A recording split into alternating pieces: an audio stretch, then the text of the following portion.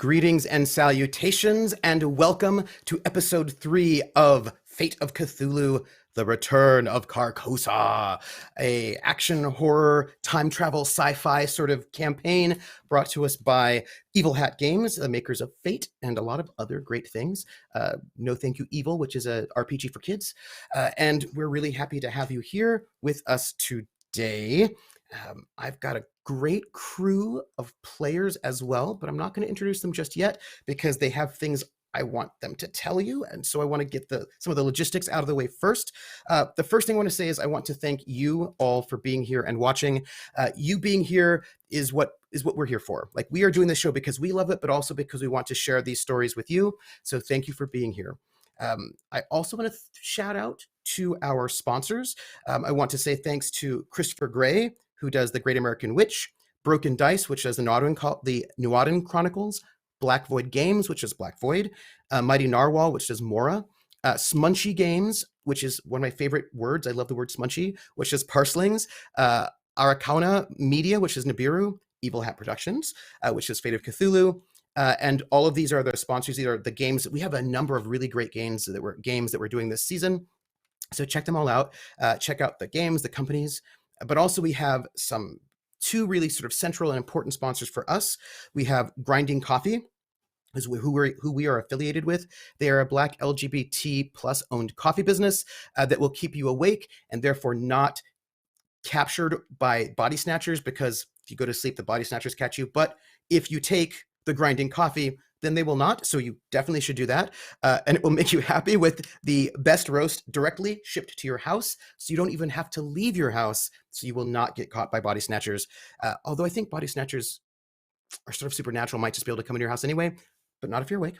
And then we have an affiliate link, which you can use. It's going to be in chat, and you can use that with our discount code Penny for a Tale.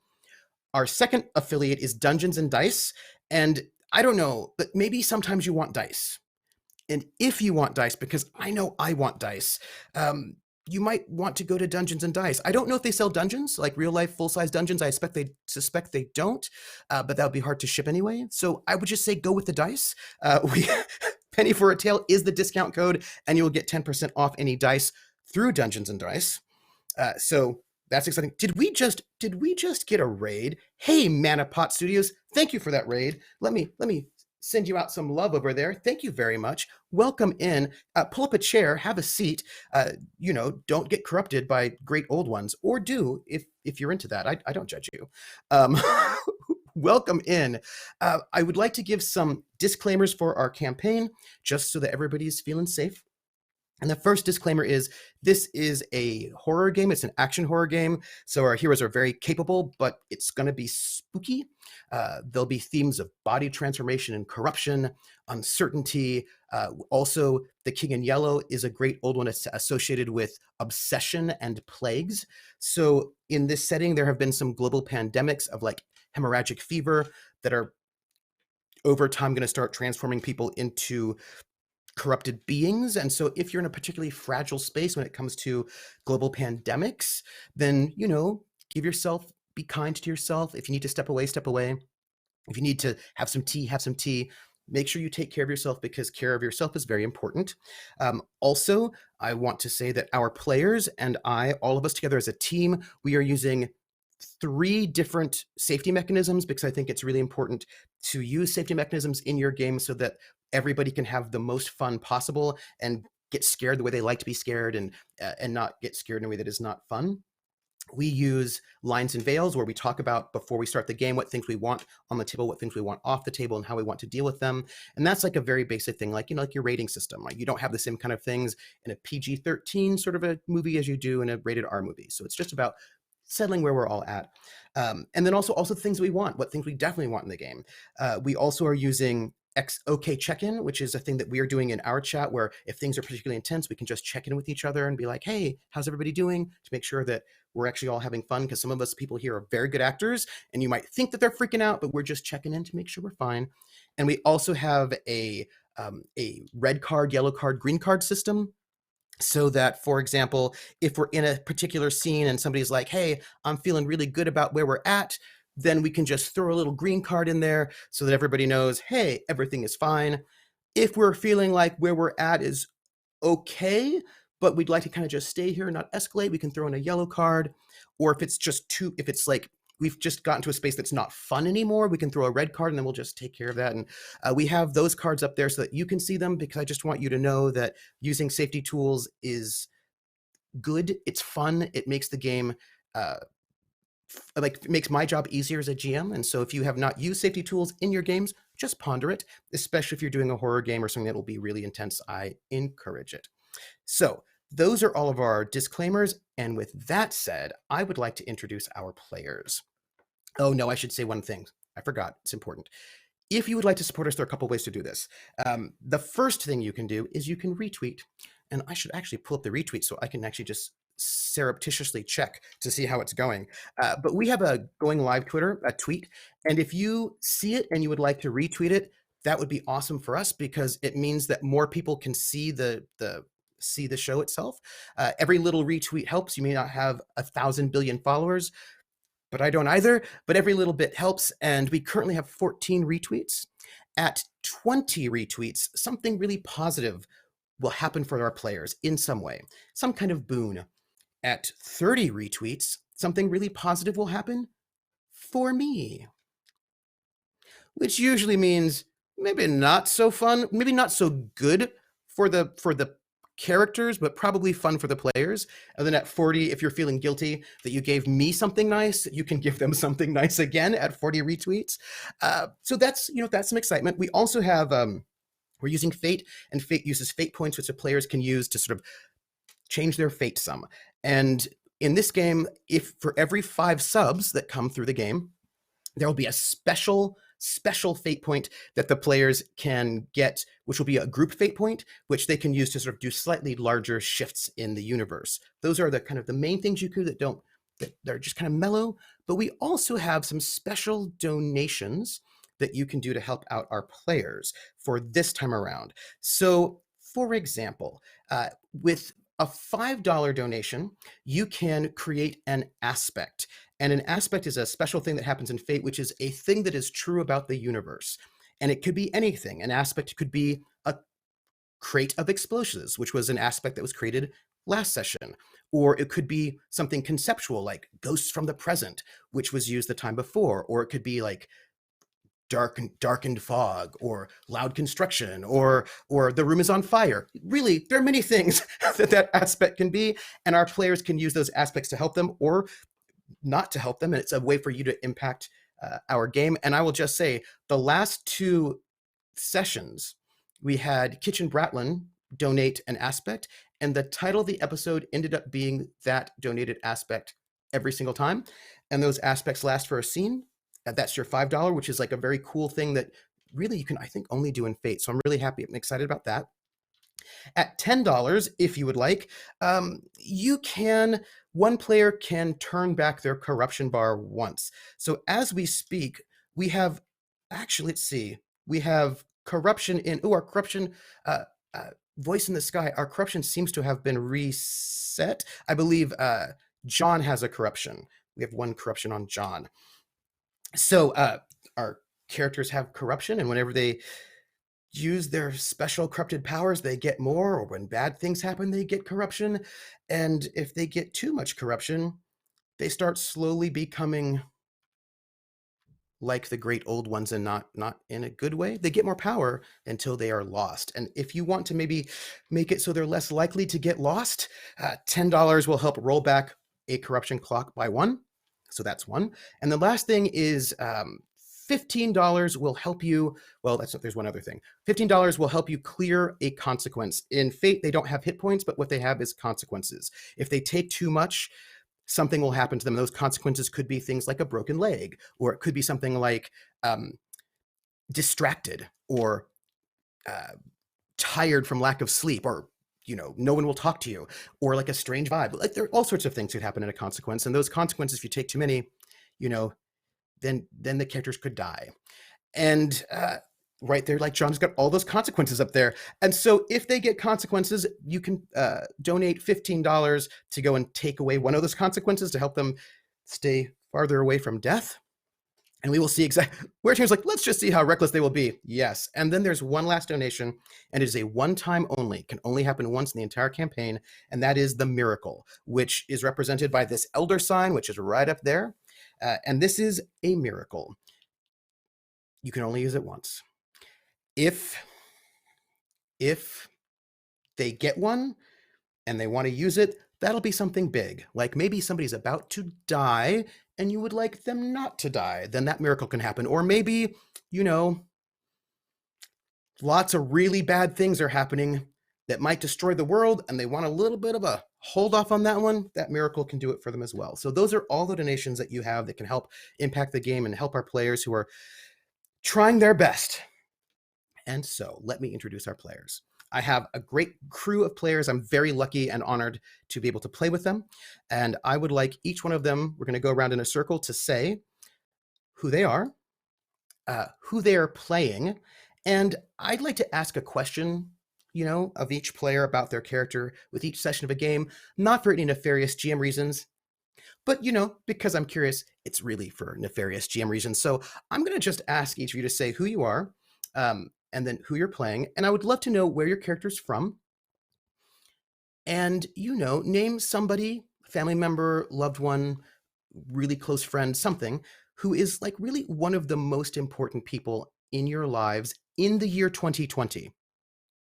Or maybe they were important to your life in 2030, but you didn't know them yet in 2020 because this is a time travel game. But somebody who's really, really important to your character right now that, you would really hate terrible things to happen to them or things like that, for example, and also where I might find them. I'm just asking for, academic purposes, who's really important to you that you would hate to have bad things happen to and where I might find them. That's what I want to know.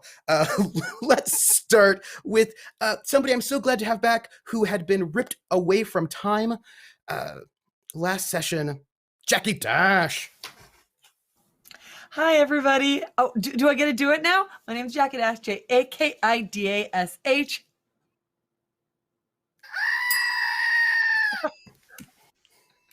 I wasn't sure if you wanted to do it or I wanted to bell, but so excited to be back. Way, if you have the bell, you can do it. If you have the bell, you can do it. I'm happy. I'm excited to be back. Amazing roleplay happened, and I have some big shoes to fill, so I'm ready and I'm rolling. And I'm playing. Do you want me to introduce who I'm playing, as well as those two questions? Yes, please. Okay. Tell us who you are. Tell us something about your character. Yeah. I'm Haley Howler.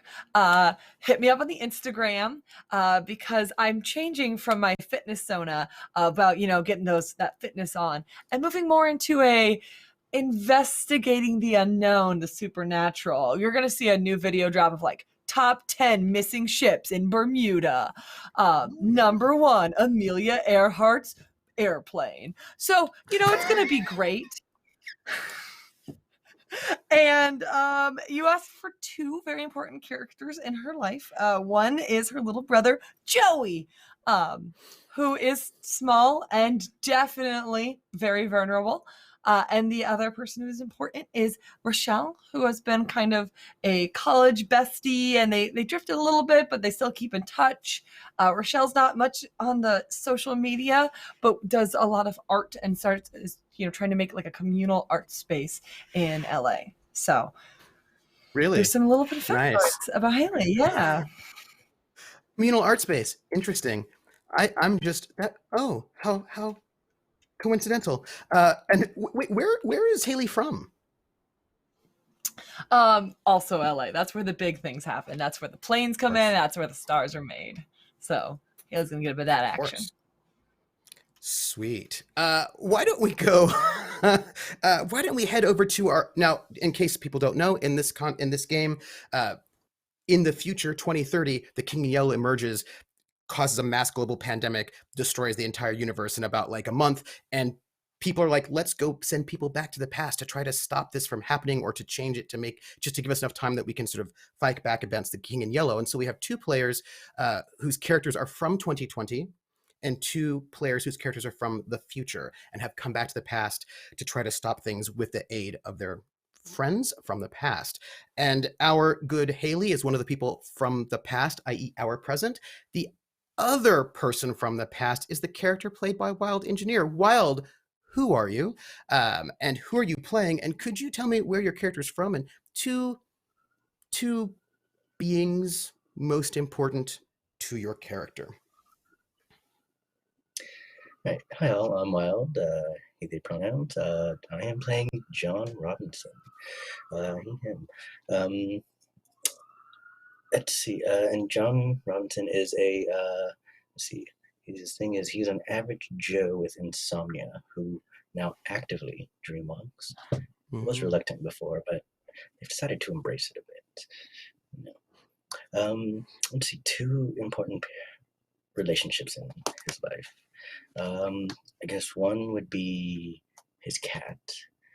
It's like it's a fluffy gray. I think it was American Shorthair type. But her name is Nico, and for some reason, whenever Nico's around, it helps calm John down. It always helps him feel like he can deal more. You know, it's Nico is their stability, their rock, the one that they can always come home to. And for some reason, they feel like they can always just navigate dreams better when they're around. And the other would be Jen. Jen is like John's best friend. They maybe tried dating at some point, it didn't work, whatever, but they could still be best friends, and that's where they're at, and that's where they're perfectly content. It works for them, and and Jen is the person who would check up on John the most. They just have that kind of best friend connection that just doesn't quit. And John is also from LA, but they're native to LA. They're from the Valley. So, yeah. It's really hot in the Valley.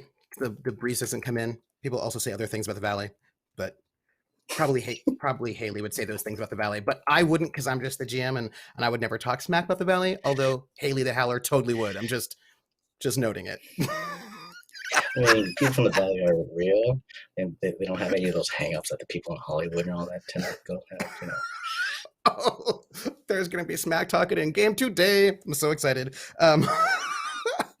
So let's head over to our characters from the future who've come to the past. Let's start with Sour Fruit Junkie, who's playing Elaine. Tell us who you are, who you're playing, and then where your character's from, and two people who are most important beings who are most important to your character. Cool. Hi, I'm Steph.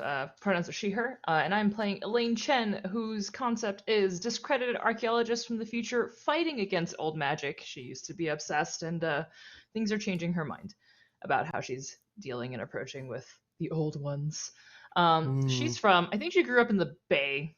I'm just going to say in the Bay, and she's been kind of going up north, went to school out, I think, in Canada, and has just kind of been around and teaching. And two people who are important to her in the current time, is a dear friend of hers is Connor Ashford, who is a friend and writer. You can decide what kind of writing, though. And I think another is a colleague and friend who made it with her into the future, but of course, many people died along the way, and I think she was one of the few friends who was with her to the end.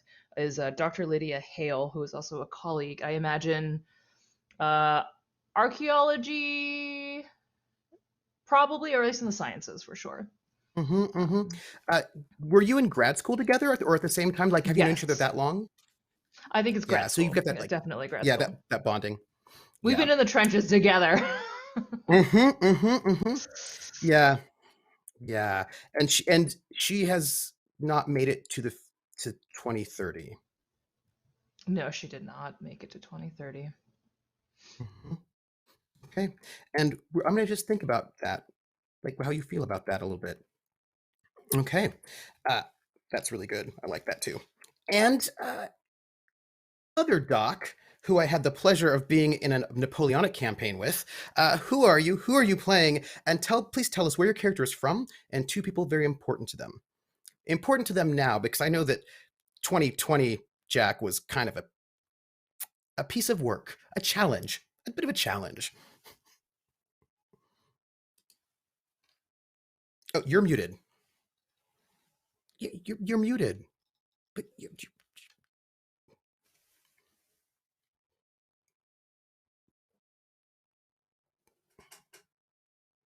see, I think the great old one got his tongue, which actually is a thing that great old ones do all the time.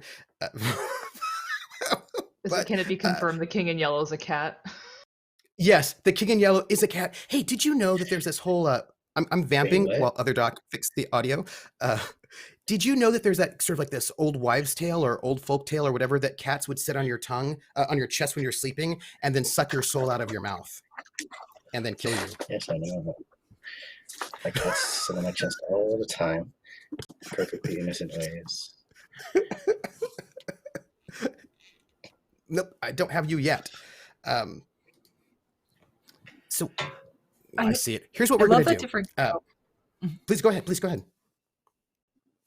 I was gonna vamp about cats, and I love how every culture like very specially holds cats precious, and then like dogs, like they're just there.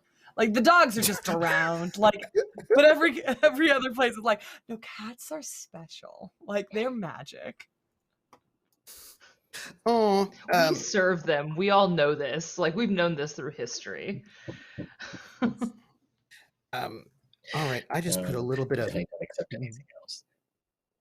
word in the chat. What I would like to do is start the game, but in a different place than we ended. I would like to start the game in 2030. We're going to head to 2030 a couple of times, actually. But I would like to start with 2030. So as our curtain opens, or as our imaginations sort of fade in, we remember, we come back to where we left off, but slightly differently. It's Howler. Howler, the last thing you remembered, you were in a safe house, a hideout. You were in a hideout in Peru.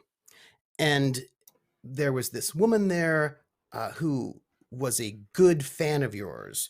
You were thinking maybe a little stalkery, but as it turns out, maybe. But she was also an ex of Gideon's, of Jack's, and had been sort of stalking both of you, or had turned her affections from him to you. It was a little unclear. But as you're trying to work out what was happening, all of a sudden you started feeling your body be pulled, but you were standing still and your body was not, and like you could feel pieces of your flesh beginning to sort of be ripped out of your body as you were disintegrating. But you were able to somehow, maybe through the help of your friends, it's unclear, keep your body together. And it was like a rubber band snapped. And the next thing you know, next you could recall, you were on a platform, like a bed, but like made of stone, like a dais. And you were in some kind of a high-tech room, a clean room, that sort of white walls everywhere, and like a glass panel where you could see your room on the other side. But surrounding you are these people. That was what you first recognized, was a group of people in a circle, and they're mostly wearing civilian clothes. Some of them are wearing like lab coats, some of them are wearing sort of military uniforms, and they're all holding hands and chanting. And there is a woman, and she's got a uniform on, and you see a little name tag that says Della Rosa, sort of like a slightly older woman with dark hair, and she has a knife, and she is chanting around you with this knife that she's holding, and you are gagged and bound on this platform. And you didn't see it last time, but you see it now. This was something that you didn't recognize, but you see some figures. You see figures, and they are completely naked. Their backs are to you. They're facing outwards. And you think you recognize Jack, Gideon Fox, Also, you think you recognize Elaine. You met her. She's there. And there's some other people there, including... No, it couldn't be. That wouldn't make any sense. That wouldn't make any sense at all. It's... Could you roll notice? I sure can.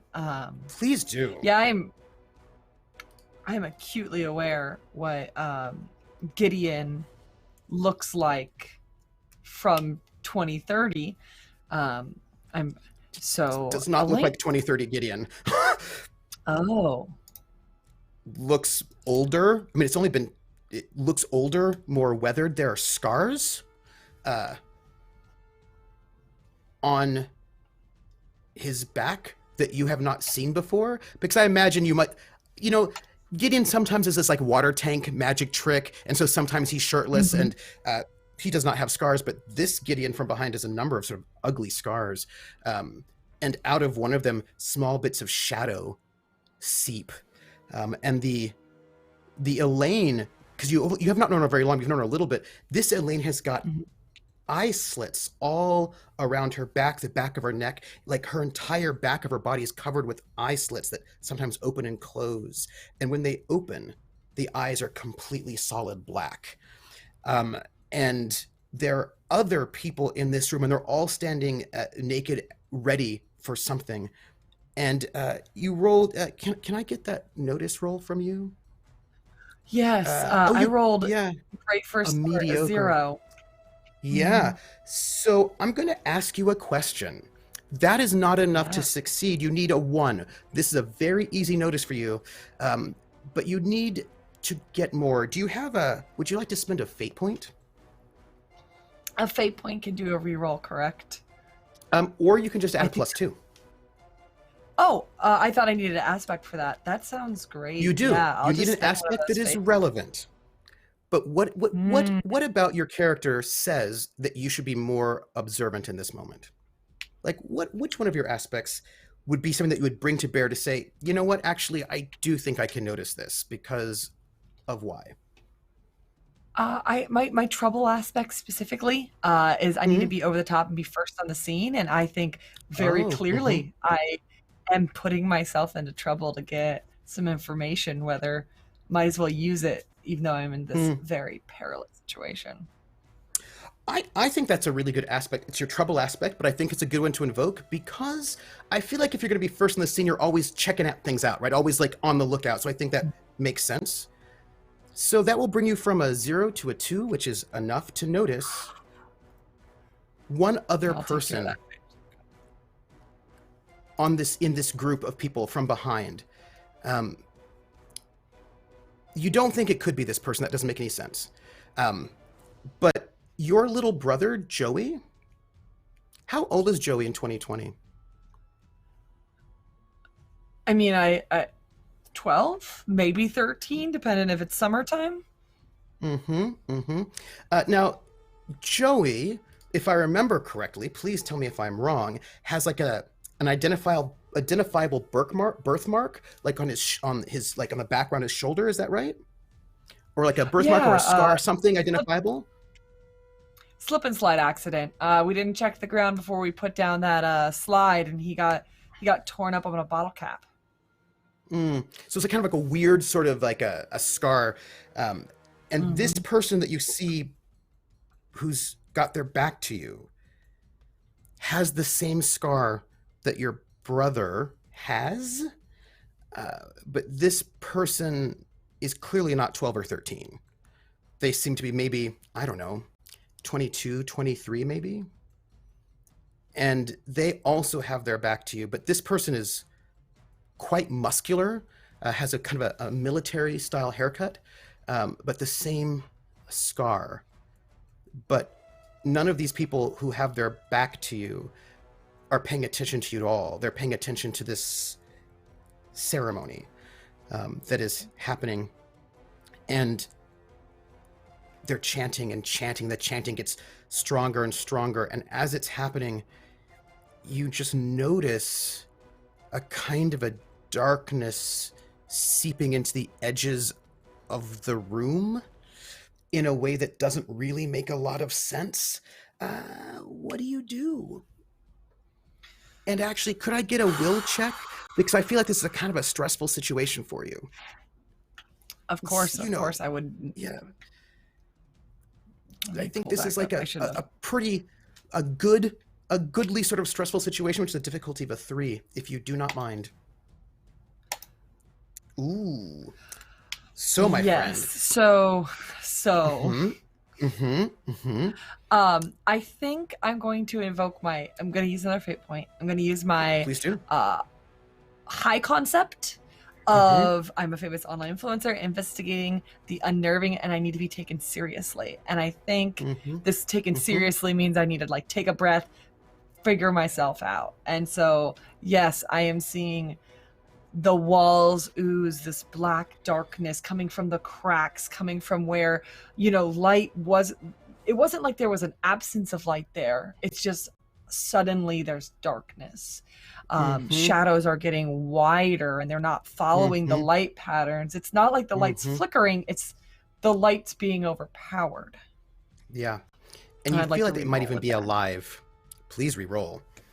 And I feel like you know the unknown a little bit. Like, you can deal with this, right? You can deal with this. Okay.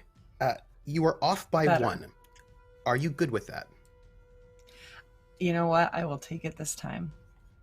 Take 1 stress. 1 It would mental be stress. shocked if I didn't feel a little bit bad. Just take 1 mental stress, which is sort of indicates that, you've got it together, but stressing you out a little bit. You know what I mean? This is stressing you out. And so what do you do? Goosebumps are probably going up my spine. You can't tell if it's the marble. You can't tell if it's what's going on. I know I'm being held by some sort of ceremonial handcuffs or Rope? cloth. Is it cloth? A rope. And so I'm assuming everyone is far enough away that I can't like pull a knife from someone's pocket. Well, this is a tricky thing. This is a situation where a fate point might come into play. So, with fate points, you can re-roll a roll. You can also get a +2, or you can spend a fate point to declare a story detail.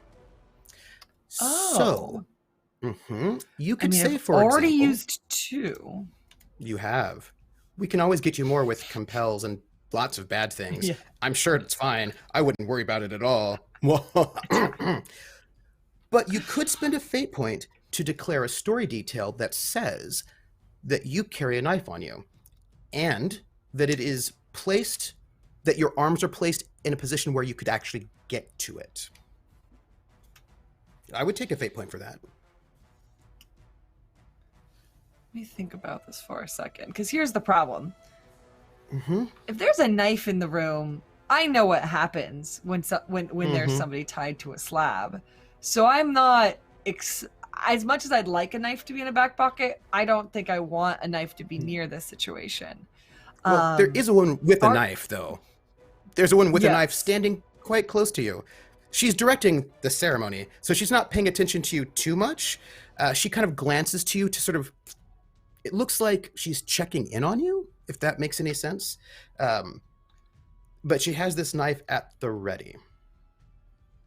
And by checking in, is she like touching my face? Is she just making sure I'm awake? Or is she just waiting for consciousness? Do you have empathy? Roll an empathy roll for me. Because I do empathy have is a an skill you would empathy. use to read people's motivations, to see if they're lying to you, like what's going on with them. So to read them is what I would... So roll an empathy, and we will see how that goes. You want a 2 at least. It's a 1. Would you like to succeed? So I'm going to take that. Yeah, will you take it?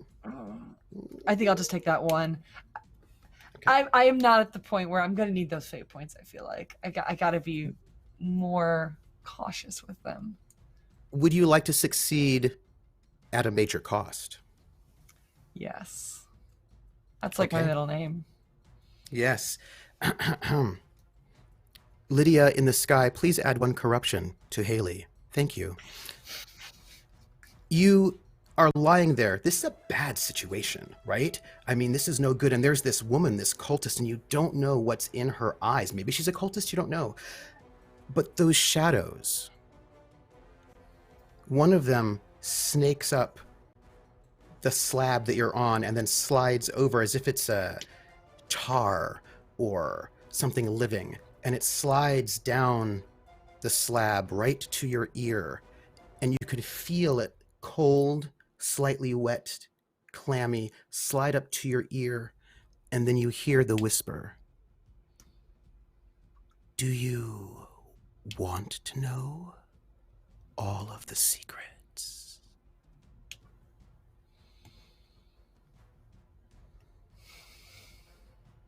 You can be helped.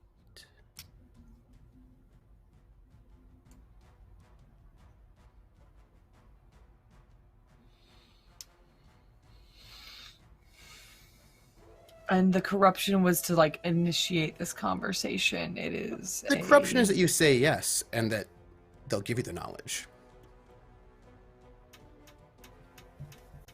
So you say yes to this knowledge, to this voice. I do. This shadowy I do. voice that says, you can know everything, the secrets. And then the shadow goes across your ear and over your eyes and then into your eyes.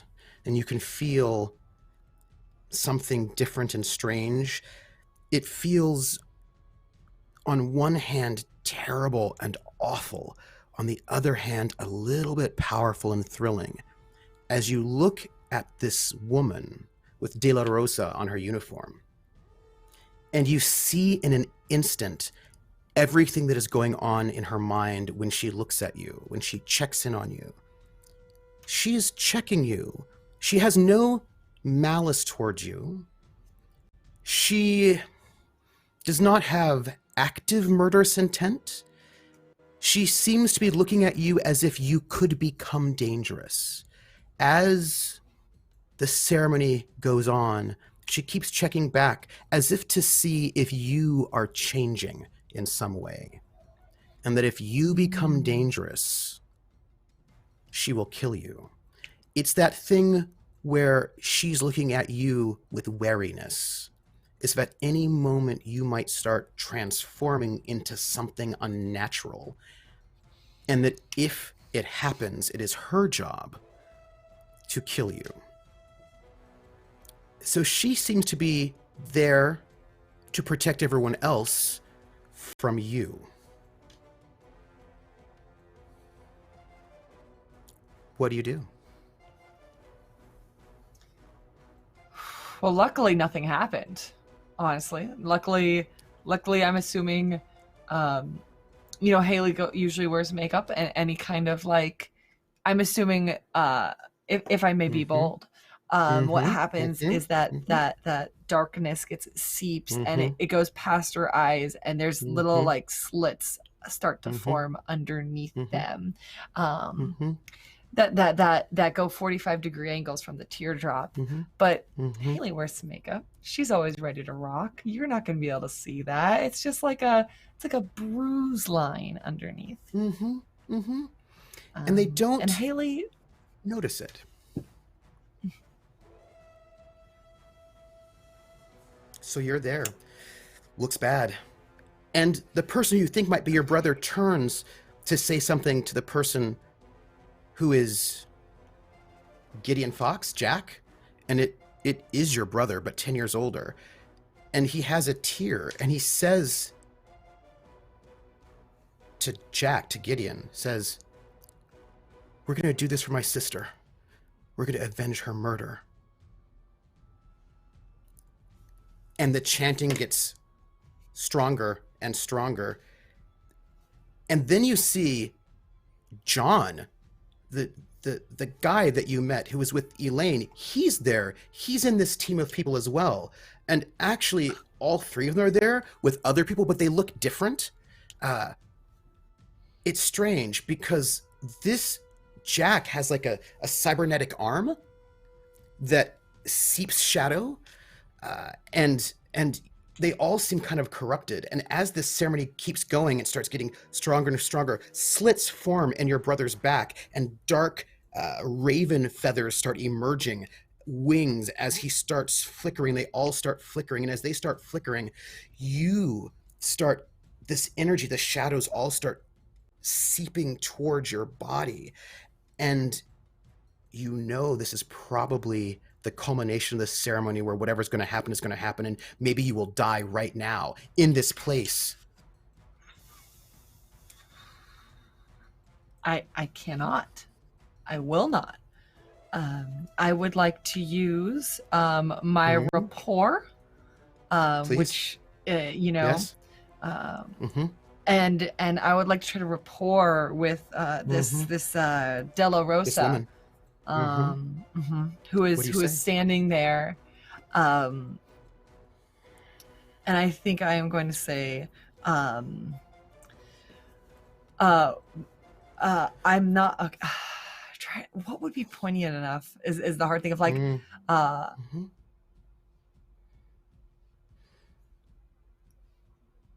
I'm not murdered and I'm not dead, and my brother's dying for me who's living. And I think I'm gonna use my rapport skill Please do. to try to like whatever's happening, get me off the slab. Please. Okay. You roll a 3, It's which a is start. good. That's the highest I've rolled. Yes, that is good. And I will roll her will to see if she can overcome that. It's a tie.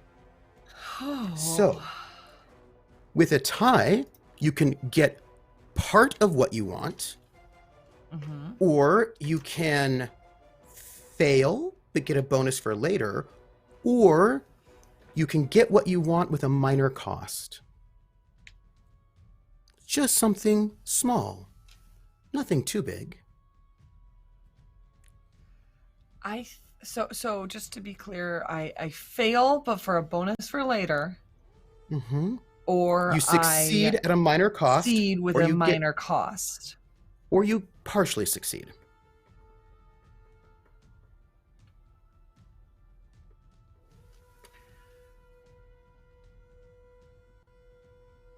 I'm going to take the bonus for later. Okay. I'm going to give you a boost, which you can use anytime in this scene for a +2 on anything.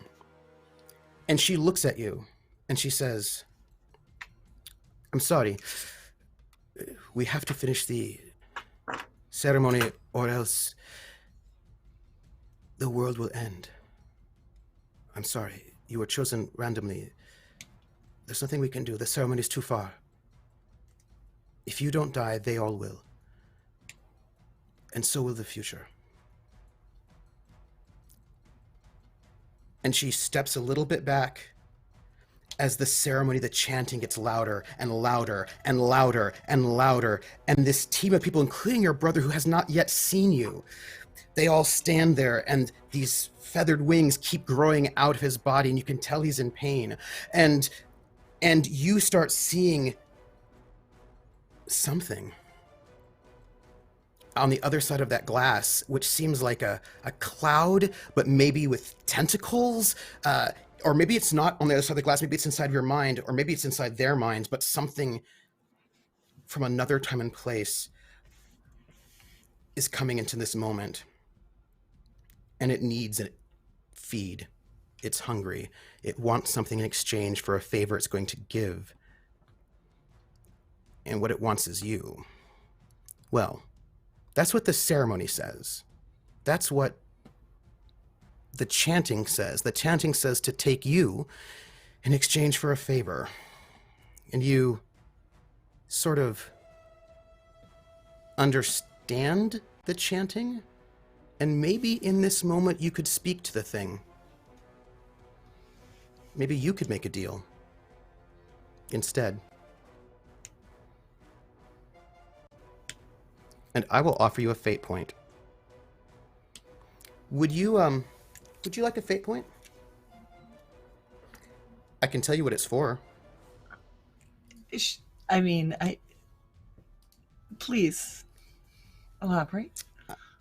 So your trouble is that to drive clicks, you need to be the first to be over the top and the first on the scene. Sounds to me like you would do anything. You have got new knowledge. If you die here in this room, you can't do any of those things. This creature, whatever it is, wants something in exchange to send something back. You know, you could go back. It's just that it would need something in exchange, and it would probably just be somebody here now.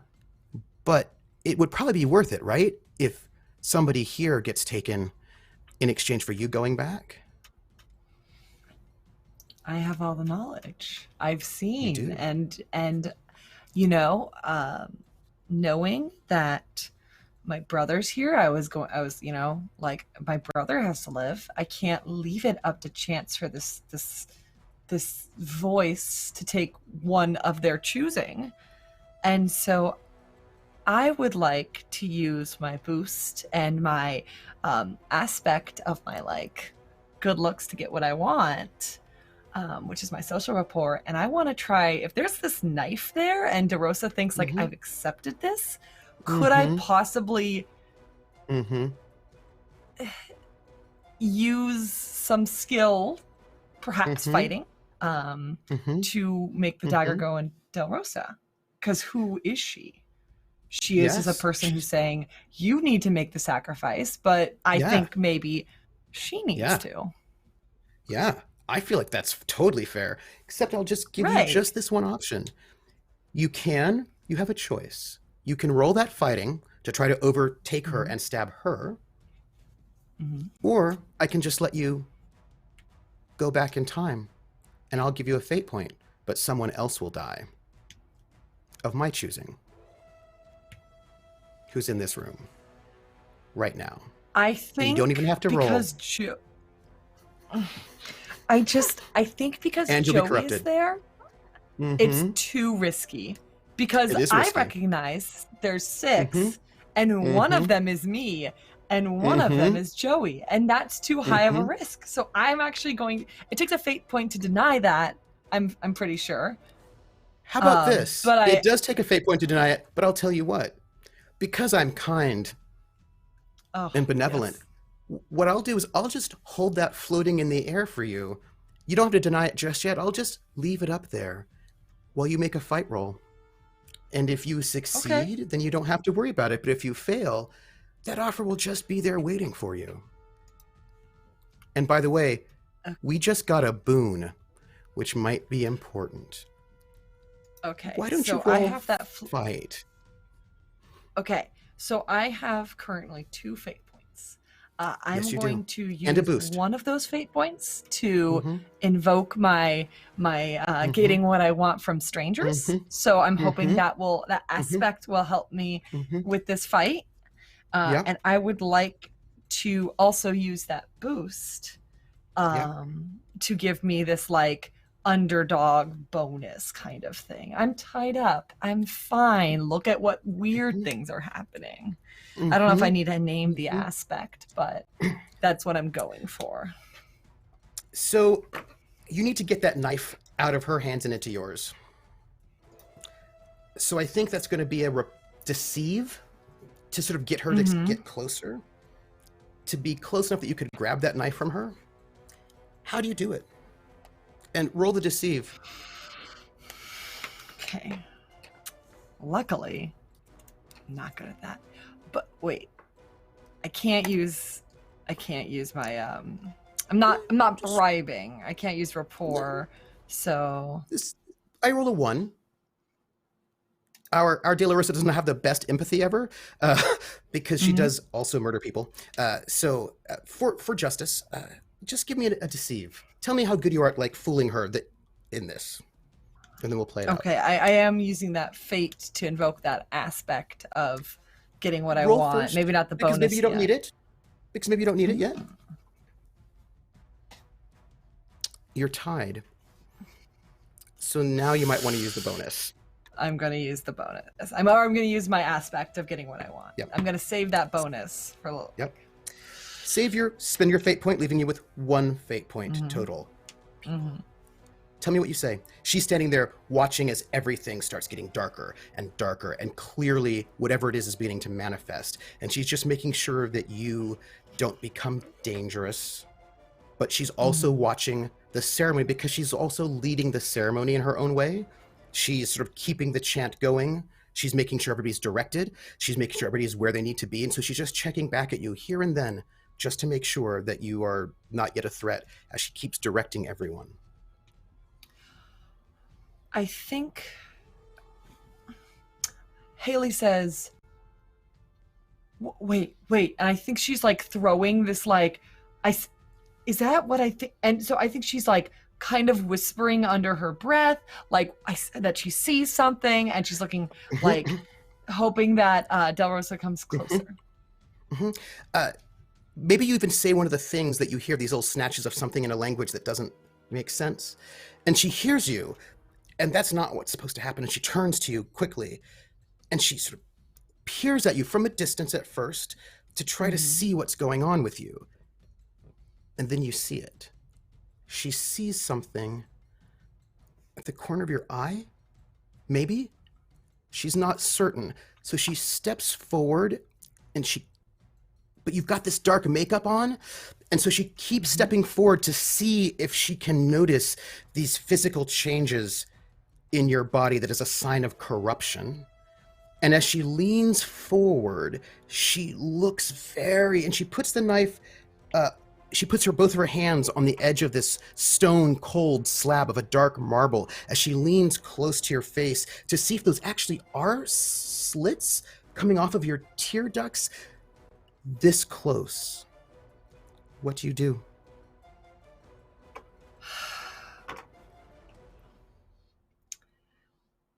I work out a lot. You do? You were fitness. Is there a way? Fitness grammar. I am fitness. Is there a way I could lift my body up, like with my legs or with my kick up, with the goal to bring my body back on down and slam her head against the corner of this marble slab I'm on? Yes, you can. That would be a physique. Oh, that would be a okay. physique. And I would like to use my bonus that I've been saving. Whether the bonus is from the sight of being able to calculate when the best time to do it is not. But that is what I'm doing. So I'm going to roll that physique. I'm going to add that 1 to it. I get to add 2. Oh shoot. Because that bonus is a +2. So you rolled a 3. Okay. I did. I want you, because that's you rolled a 1 +2 is a 3. Do you mind if I reroll? I'm so sorry I did it early. Please go ahead. Okay.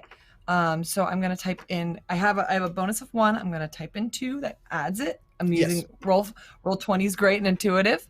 And well, actually, you'd get that's a +1 for your physique skill and a +2 for your bonus. Okay. You rolled an epic success. She rolled a -1 because she is not a fitness model. She's a book nerd. I want you to tell me how you kill her. I think because she dies. I think what happened. I think I do a kick up, which is where you're using your back and your leg muscles. Correct me. To get myself on a crab kind of stance, and then I slam my elbow down directly on the back of her head, which is kind of pushing that head neck into that slab. And I'm going to state that I'm not sure whether it's choking or it's the initial hit. I don't think we need to get into that describing, but it happens. And you hear this sort of sickening crack, a thud, and the shadows flare, and then the ground shakes, and you're not quite sure what's happening, but that thing says, "It is done." And the next thing you know, you're being ripped back through time. And I would like to bring the entire group back, if you do not mind. Well, I'm gonna give that fate point up for not throwing everything away, so I'm down to 0. Also, you're going to be fully corrupted. You're going to have to corrupt one of your aspects. You can clear all that corruption. All the corruption on you is cleared. You get a new corrupted aspect, and I would like you to tell me, how does it manifest in you? When you come back in time, something is always corrupted. So tell me. Personally, I think as a player, corruption should always hit where it's hardest. So I think Haley, who is Instagram, starts to right here.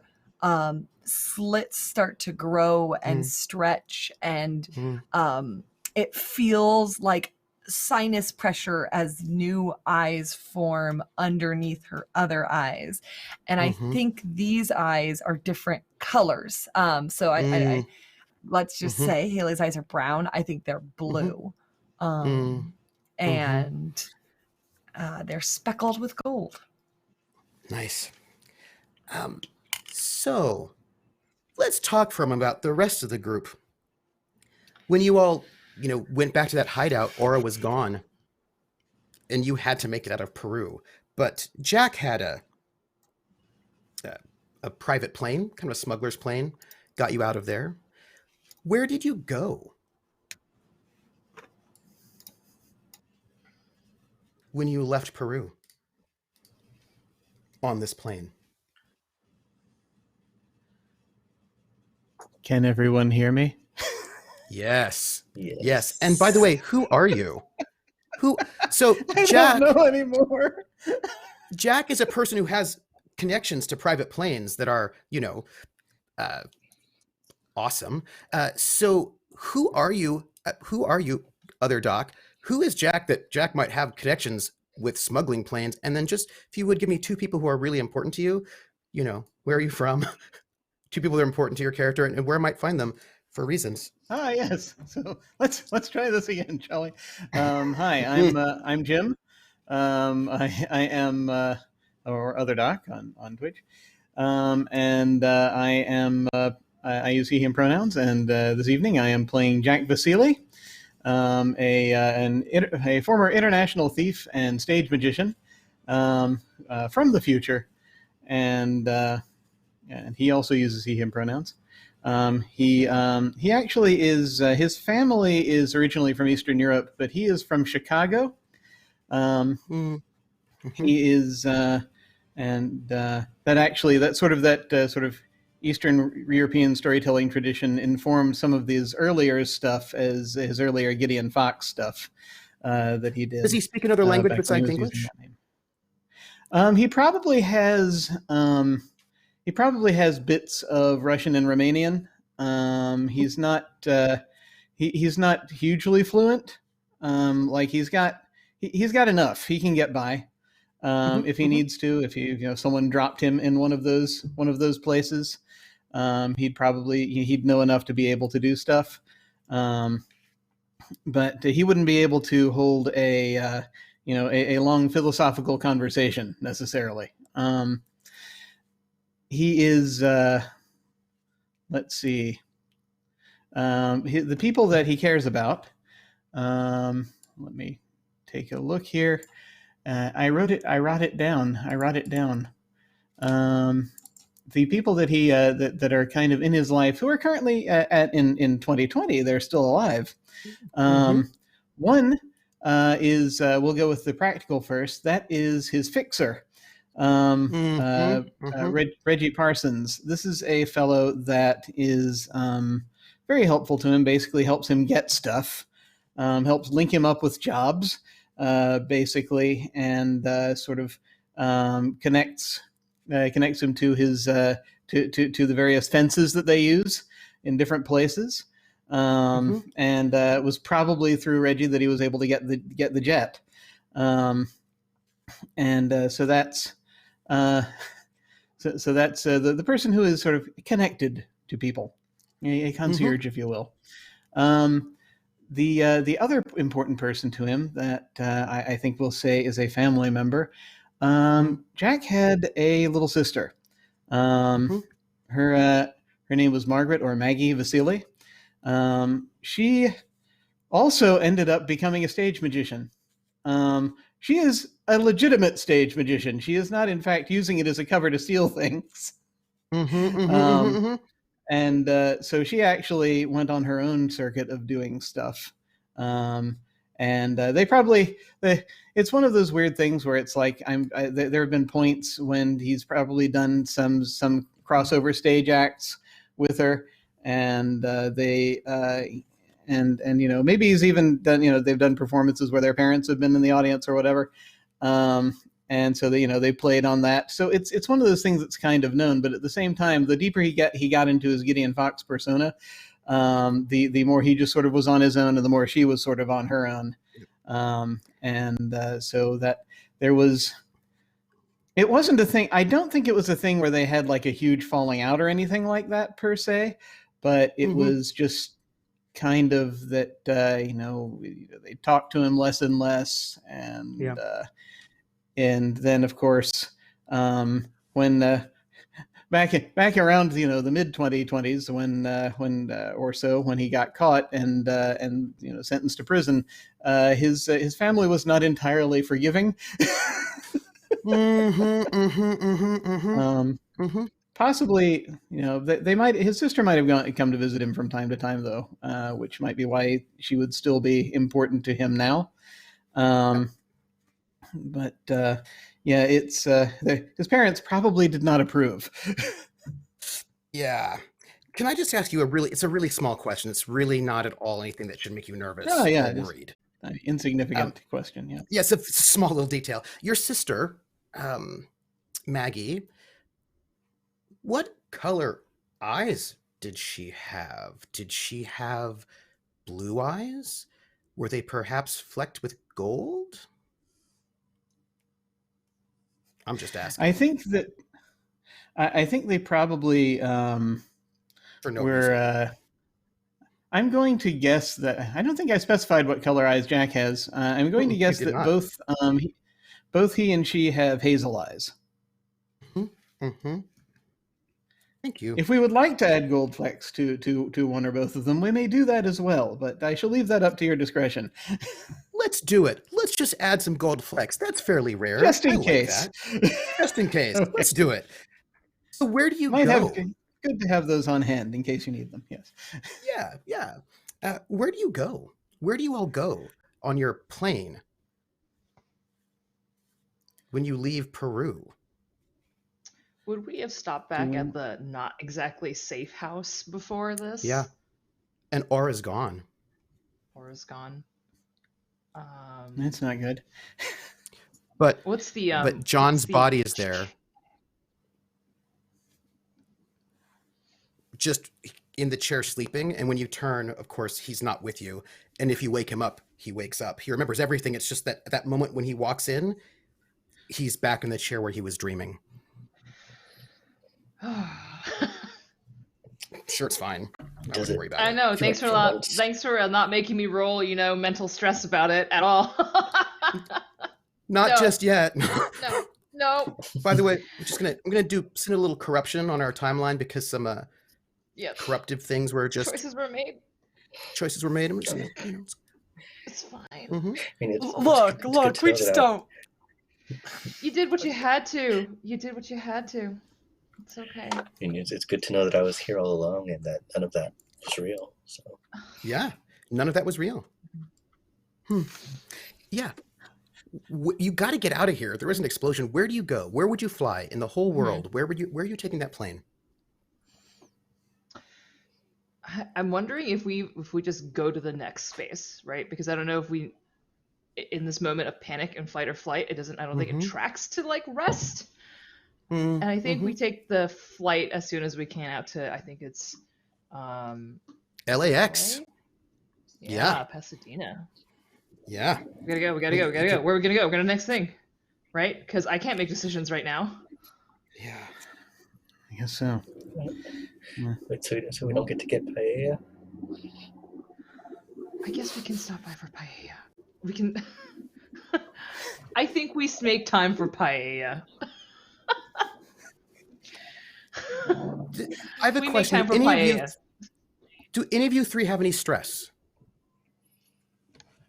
Have any of you taken stress? Any of you all? If any of you had taken stress, you could clear that stress have because mental paella. stress. You may clear it because of the paella. Taking that moment, like taking a moment to not be in panic and stress, to sort of give yourself time to sort of feel human again, that will clear your mental stress. Because you can't just run and never sleep and only be going. You have to take a moment. And I will say, it was some of the best paella you've ever had.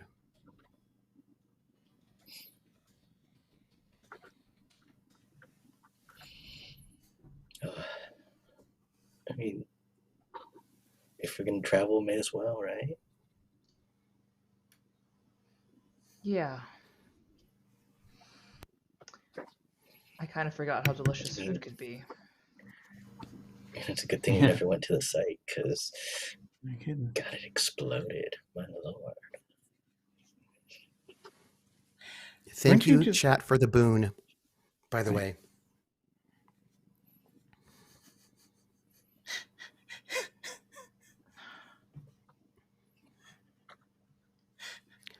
Healing I'm power gonna of just ask, paella. since you're there at this like that might even be the title for the episode. We don't know. While you're at this little, I imagine it's like you know those kind of places that are restaurants, but they don't actually have indoor seating. They're more kind of like a shack where they're making food and they've got like outdoor seating. I imagine you're out there at this little place run by this little old man who cooks, and you're there probably sitting out one of these like a kind of like a picnic bench, you know what I mean? A picnic table. And there are only three of you. Aura's not there. Renee's not there. Haley's not there.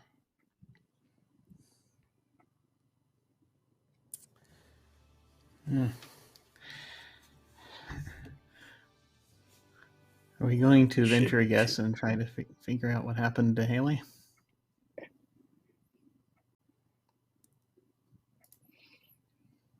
mean, I saw her disappear and someone else took her place, but I mean, that's weird dream stuff. So. And now Renee's, I don't know where Renee is. Maybe it's something where it's a switch, and you know they just have to move back and forth, and it kind of depends on one of them moving. I don't know. Like I read about this, but it didn't make sense, and it just like almost made my head explode. So I didn't really read into it. I don't know. So they switched. What, is she in the future? I don't. Oh, I hope not. Oh no. Maybe she'll be lucky and landed in Canada.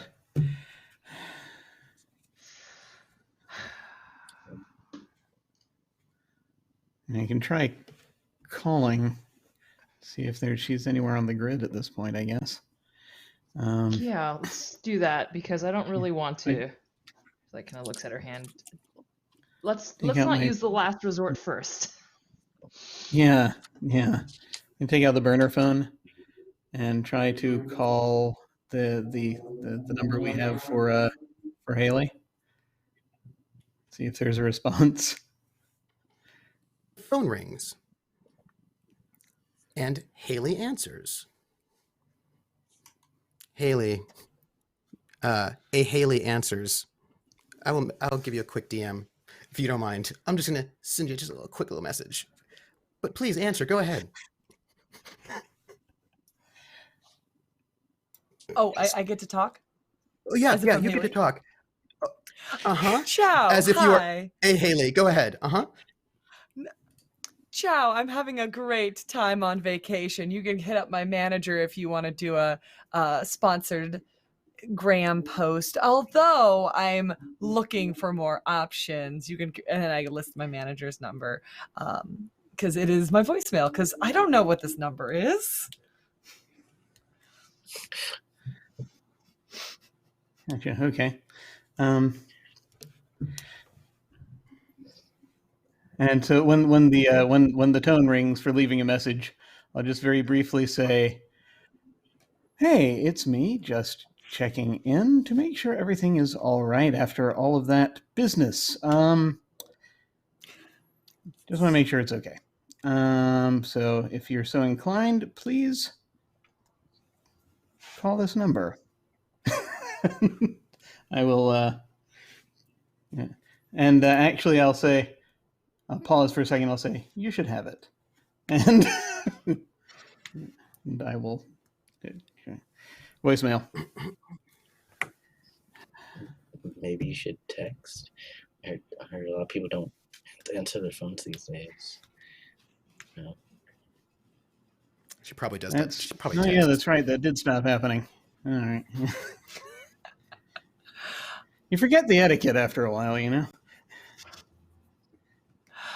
And I think while you're probably composing what's it called? Message, that thing that you do. I think you get a message of like, "Hi, yes, business happened. Sorry we lost touch. New message. I've got some resources. I've found new intel. Come meet me at my home." And I think I also give the Google spot with the address. Okay. It's a very Just long to clarify. drive. Yeah. So just to clarify, you sent it to the burner phone number that I purposely did not leave on the voice message. Okay, just checking.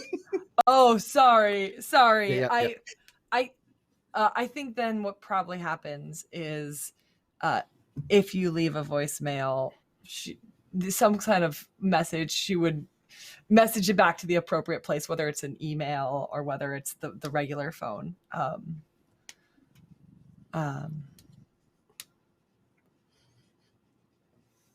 Because are you saying that she wouldn't text the number that left the voicemail? Like a retext? Well, that is an interesting question. Does because this is actually a point on which I'm not sure about technology and even in 2020 about this. When you leave a voicemail for someone, say it's just an audio file, right?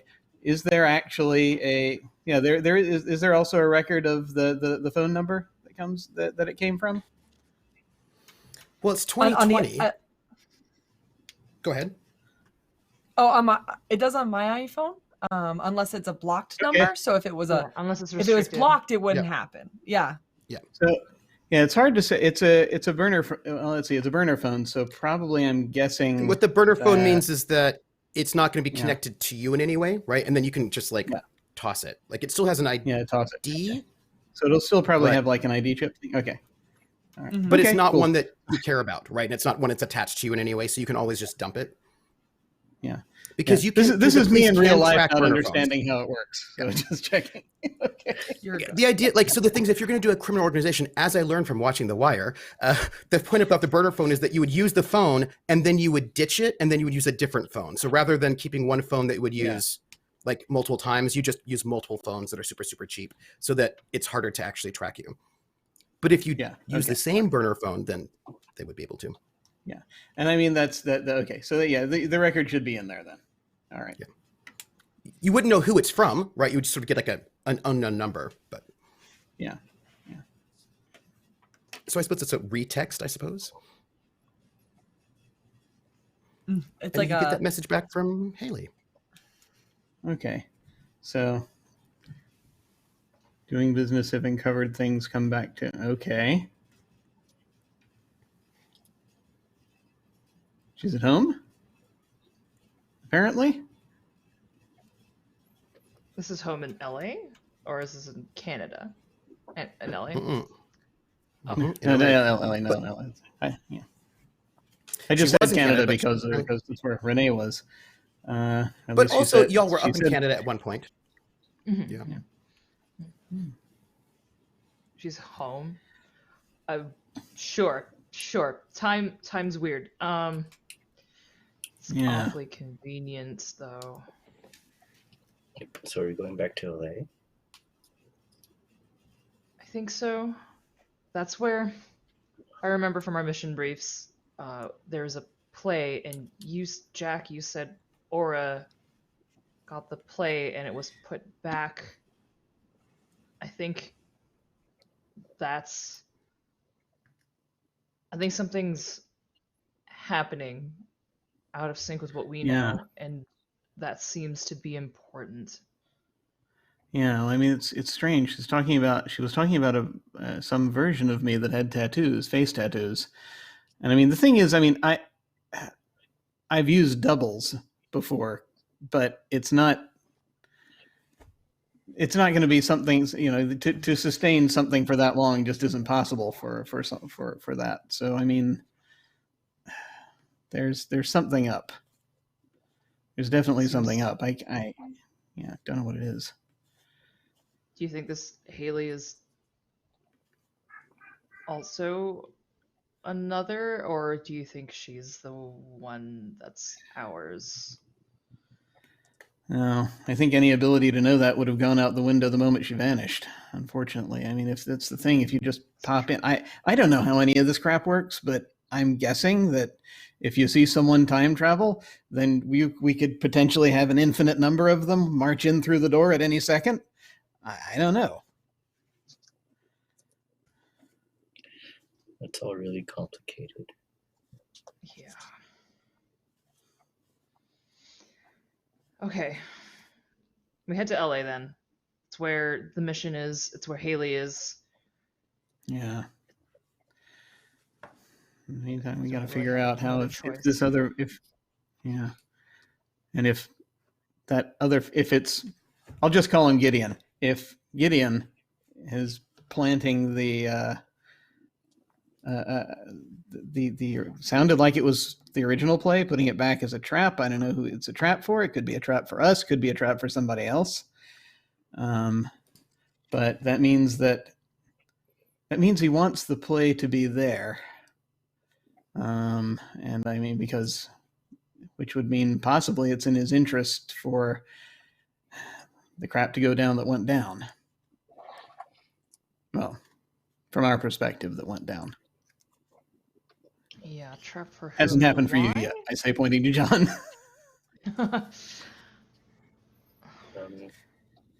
Yeah. Maybe you should try and get a hold of Aura again. She seemed to know a lot about the play.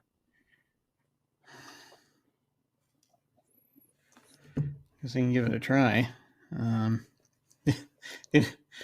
Do we have enough time to get her number while we were here? Was she willing to give me her number? No, you didn't. Like, you actually didn't have that time. You know her old number, of course, from before, and it might be the same because it's 2020, right? I mean, you probably knew her 2020 number, right? Unless, I know, are you the kind of person that remembers phone numbers from 10 years earlier? I mean, it is. Yeah, I that's the thing is, I don't know. I think Jack has a good memory when he needs to remember like sequences, codes, stuff like that. That number, he would have a motivation to, given that he was in. Yeah, he would have a motivation to know her number just because of the regret that he was experiencing, and eventually, and you know, when he saw that she died in his timeline. But at the same time, I don't know if who remembers phone numbers these days. You've been neglecting. Yeah, I mean, it's the thing is that part of the reason that happened is because he was neglecting her. So I don't honestly, I useful though it would be, I don't think he would actually have that number memorized. Yep. Sorry to have to take that long to get to that, but that's nope. It tells us something about old Gideon, and I like that. You fly back, I imagine, and it's an uneventful flight. Although, again, the flight attendants feel a little bit weird around Elaine and Jack. John, there's something uncomfortable about the flight for you. I don't know if you sometimes I know you try to stay awake, but sometimes you just like blink and you never know if you actually were asleep for like a minute or not. Sometimes it's unclear. Micro sleep happens. But at some point in time in the middle of the flight, there's like something in your shoe. You know, like you can feel it. There's something in your shoe. Something uncomfortable, like a stone. You know what I mean? It's like you've got like a stone in your shoe, maybe. Yeah. I mean, John would do the thing where try to slip it off, hope that he didn't tie his shoes too tight, you know, because airport etiquette, you know, slip your shoes on and off. And try and, you know, just And there's a knock it out. little piece of stone that has a yellow sign on it, carved as if it were ancient and old. Just in there for you. And then next to it is a little something that's like a piece of another, some kind of carving, and you don't know what it is because it's all broken off. It's just that little yellow sign. Yeah, John is gonna try and discreetly pick it up and start furiously writing in their dream book, you know, about the stone, about how everyone is taking his dreams for face value, that no one is, everything seems to be matching up with his dreams. Maybe it wasn't a dream. Is it a dream? Why do I keep remembering the quiet one? Who was the quiet one? Am I the quiet one? You know what's really weird about you going into your dream diary? Do you know what's weird about that? You know where you left off? Like on page, let's say, what, 27, as to give a random number? Like you left off on page 27, and you were going to go and write on page 28, except that there's writing from you in your hand on page 28, 29, and 30. So if you wanted to start again, you'd start on page 31. There are 3 pages there that you do not remember writing. Well, that happens all the time, so I just read what was written. It's you detailing your dreams, but the dream is everything that you've experienced now. You know, the real world that you're in right now. It's all being written down as if it were a dream. And the person who is writing, you, starts talking about where they are right now, and they're sitting in their home, sort of on the balcony of their home, overlooking the streets of Grand Carcosa. And they talk about sort of this beautiful parade walking by, and they know that there will be an audience with the King in Yellow, perhaps a beautiful dance. But before they do any of those things for the day, they want to talk about the strange dream they had. And the descriptions of the world seems as if it is some sort of future, right? Like I had this dream of like that I somehow lived in the future in some space with strange machines. And like the life that you live in right now is sort of described as if it is some kind of future dream by someone who is the real you, who is a citizen of the great city of Carcosa. You don't remember writing it.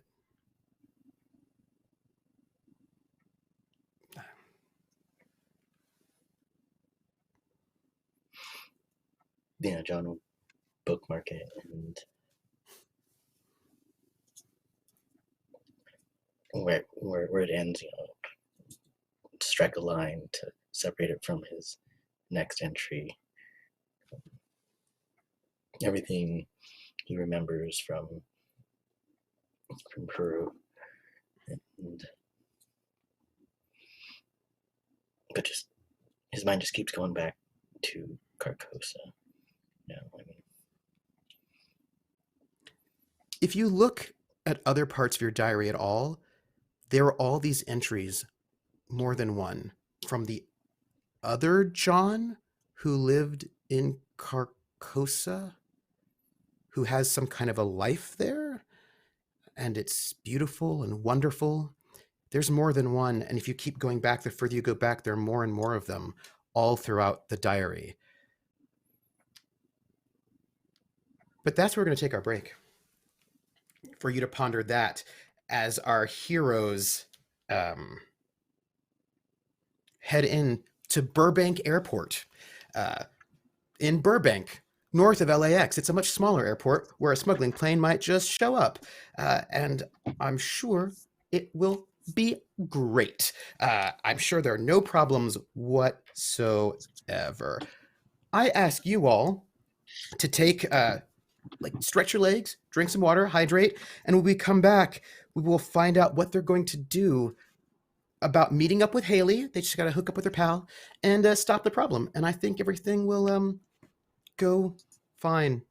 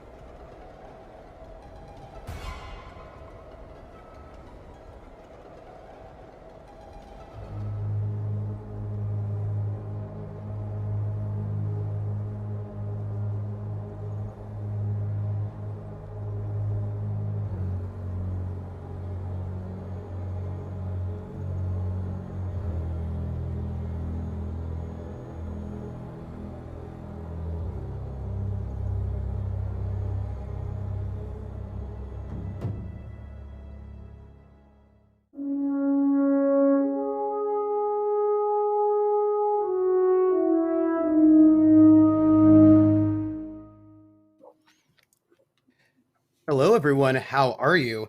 I hope you're doing well. Greetings and salutations. First off, I want to say thank you for the raiders. We had these raiders coming in right when we were all getting beverages of doom. I want to thank Valdranth for the raid. Thank you so much. I hope that you sort of took this moment to enjoy yourself and get ready for the second half of our show, where bad things will happen in the most exciting way. I will note that we have a team of heroes trying to mitigate the apocalypse by traveling back in time. They want to try to stop the King in Yellow from destroying the world.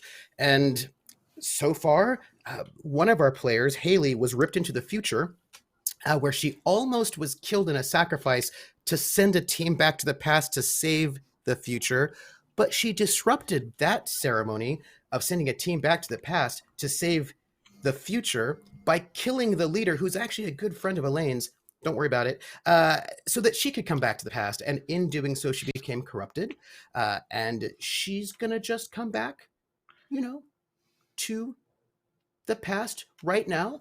And our heroes are going to go and meet Haley at her house, and it'll be fine. And oh gosh, I wonder where her house is. Does she live on the west side? So you're an influencer. Do you have enough money? Where do you live? Do you live in Santa Monica? Where do you live? Where is your house? I want to state Or do you that live in the valley? Pictures make her look like she lives in Santa Monica. I'm guessing she doesn't live that close. But I think she has enough to have a backyard pool. Whether she shares that house with other influencers is unclear. Love it. I love it. Yeah. Maybe you do live, I could imagine that maybe you do live technically in Santa Monica, but really far down south in Santa Monica, right by a major street where it's really not the Santa Monica that we're just thinking about, a little bit closer to the airport. It's fine. Don't worry about it. It's okay. So our team is sort of arriving, and I can imagine a bit of a montage where you've arrived in the Burbank airport. You're getting your things together. Oh, I should say this. Right now, our heroes have a boon, which has not kicked in yet, but it will, because they might need it for no particular reason that I cannot say or imagine. And they get this boon in vain, right? They get these things by retweets. We have a live retweet, which I think I can actually probably put in chat right now if you want to. And at 20 retweets, which they've gotten, they get a boon. At 30 retweets, oh, I don't have permission to post. I'm so sad. I'm timed out for a second. But at 30 retweets, I will try it again. Thank you. At 30 retweets, yes, at 30 retweets, I will get a present, which I will use to torture them emotionally. And then at 40 retweets, they will get a boon as well. They will also get special fate points, which some of them are low on for reasons, for every 5 subs. And I believe we already had a sub come through. And if you want, you can donate $5 to put a scene aspect on the scene, which can help them out in some ways or hurt them or make it just more interesting. We had a creative ammunition last time, and the week before we had ghosts from the present, which means people that they knew, including themselves, were present in the location. At $10, you can roll back one of their corruptions. No longer can you roll back Haley's corruption because she just got full-on corrupted. It's cool. But both John and Elaine have some corruption they might be worried about, and that corruption allows them to use their powers. Every time they use their power, they gain corruption, and hey. And then at 15, you can help them remove some consequences, which they do not currently have because they're currently safe-ish. And for $100, a one-time only donation, they will gain a miracle, which they can use when things are most dire for them. And those are all our donations, and let's jump into it. We have our montage of you getting out of the plane, coming in, getting ready, and I imagine you're going to decide where you want to go. But you remember, Jack and Elaine, the briefing that you had for this. Oh, I could just type tweet. Sweet. You can remember the briefing you had. It was back in 2030 in your present, i.e. the future, when you were all sitting in a briefing room, right? Because you all got briefed as a team about what's happening in the past. What were the moments, right? The sort of the time moments that people pretty much were certain were key to having the King in Yellow do what they do. And Valerie De La Rosa, who was the witch, who was a good friend of Elaine's, they together worked to develop these spells that might bring people back, and sort of thinking about how to do magic and how to do these things. And she was the one who was briefing you, because she was, oftentimes with some of the work that Elaine had done to do research. And you remember the briefing, and you can sort of hear the voiceover of the briefing. You can see this as it's kind of like a sort of like an overlay as everyone's sort of picking up their bags, and maybe Haley's sort of at home. Everyone's doing their thing, and you remember she says, well, in 2020, the only reference that exists of the play of the King in Yellow, there was no one was speaking about the King in Yellow in 2020 at all. As from our research, the only reference was that the exist of this king was a play that was written in the 19th century by an American author, Robert Chambers. It was called The King in Yellow, which at the time, as far as we know, there was only one act that anyone had ever seen. The Act 1 was the only act that survived of this play. But among the writings of some of his contemporaries, Chambers found references to Act 2 and Act 3. And in these two acts, there were these two women, Casilda and Camilla, and they experienced a cataclysm and such terrible proportions. Something terrible happened in the city of Carcosa that then visited something terrible on the people in this land of Carcosa that was doomed in some way. But none of us have read this second or third act. And everybody says, these scientists, everyone who's read it says that the first act is not very good. That is mostly subtextual, that the dialogue is stilted. It's an old-fashioned style, and it goes from prose to poetry in the script, and it's very difficult to follow. It's very confusing if you read this. But apparently all of this changes with this Act 2 that is lost, that has no one has seen. And that everyone who's read this play all the way through, they come away disturbed. They're reporting very haunted dreams, that their dreams become more disturbing and shifting, and that there's then, awful visions. It goes from dreams to visions, and it starts escalating for anyone who's read this play. Well, there was a scholar, Ambrose Bierce, who wrote about Act 2, that he says that it reveals truths that should not be seen and thins the walls between the seen and the unseen. As far as our research shows, the play has only been performed once, as far as anyone can tell, on a stage in New York in 1890, and she looks to Elaine to sort of give the date. And of course, Elaine knows the date was 1896. Like, Elaine has done her research, of course. And she goes, "Ah, yes." And she just sort of like, it's like a little gesture. She just like puts her hand on your shoulder to thank you for like reminding her of that date. Just kind of like one of those kind of comfortable gestures you make with someone that you've known for some time, that you've worked together with. And she says, Chambers Scholars notes that that after within a fortnight, 14 days, 2 weeks of the performance, everyone in the cast was dead. 3 had hung themselves, 1 overdosed on opium, and 2 more shot each other in some sort of murder, sort of suicide perhaps. And the director burned all the copies of this play, and he was then later admitted into the New York State Lunatic Asylum at Utica, and he lived the rest of his life there, but he kept muttering about the yellow sign and hiding under tables and saying that wherever he went, the king could see him. There was something about, he would draw eyes everywhere on his walls, just eyes everywhere. We don't know what this means. And then Chambers also destroyed all the copies of the play that he had. And as far as we know, there were no full copies of this play. None of them existed, except we were doing research, and this was Elaine who found this as in a newspaper, I think.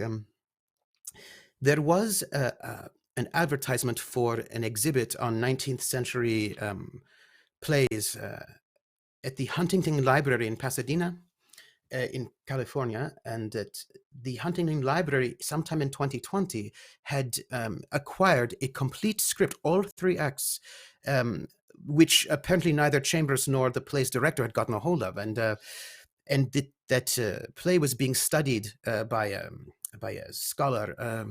What was his name?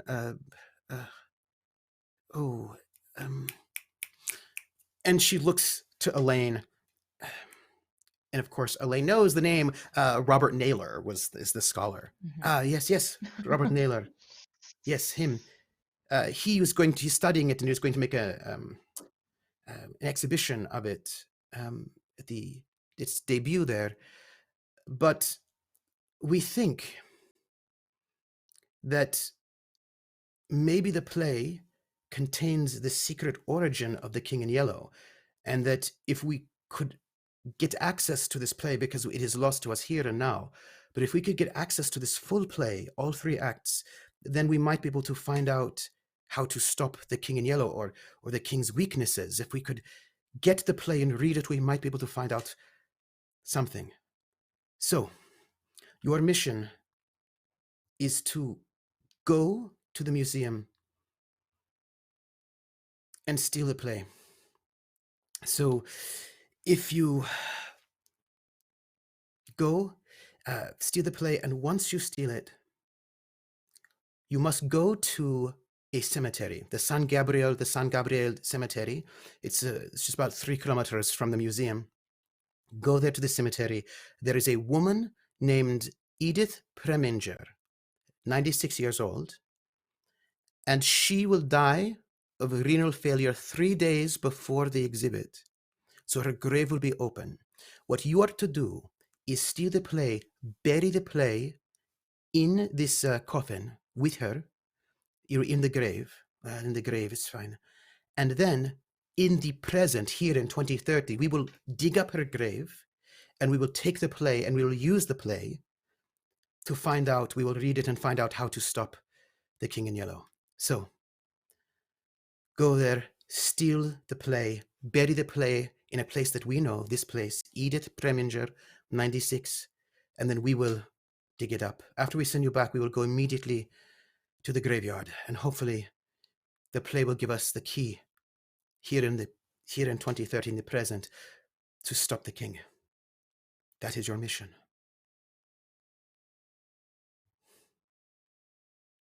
Any questions?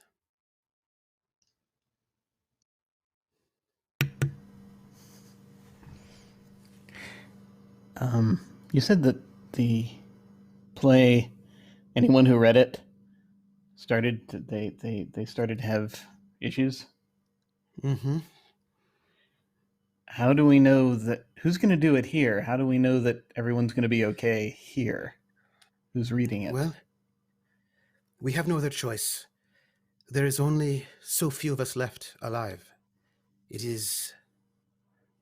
Humanity will die. We have no other choice but to take this risk to read this play and hopefully learn something. But you should not read it, because we need you there and safe to bring it back to us here in our present. Everyone makes sacrifices. You are making sacrifices to go back, so please do not fail the future. And Elaine, she just squeezes your shoulder a little bit, and she says, "Oh, Elaine, come with me. We have to discuss the sacrificial dagger with which to channel the energy. We have to work on the ceremony a little bit more. I don't think all the details are worked out." And I imagine you two sort of walk down the hallway as we come back to 2020, the past or the present. And you are, I suppose, in a rental car, and you're off to go where you need to go. Where are you going, and what are you going to do? Haley is back from wherever she went, and she's here for you at her home in Venice, and probably on Electric Avenue by the canals. Yeah, what are you all doing? I imagine we're in we either caught a ride. We're going to be taking either someone's driving, someone's renting, or we're either taking a cab there, because there's no way I'm getting on public transportation out there, because we'll never arrive. No, I mean you would eventually, eventually. But the apocalypse might already happen, so you only have 10 years. You know what I mean, to get from Burbank to Venice, and exactly. Don't got the time. I just don't got the time. I'm from the future. I got things to do. I imagine that we're heading towards Haley's, and this is kind of like this car ride. I would imagine that Elaine and Jack are in the back. I think I started a conversation with you. I'm thinking about what De La Rosa was saying about burying the play, and it's so everything I thought that was supposed to happen when we came to the past. It's not going as planned, or nor as we thought. I'm beginning. The king is here. He must be. He knows there's us walking around here, and they have the play. I don't think burying it is enough.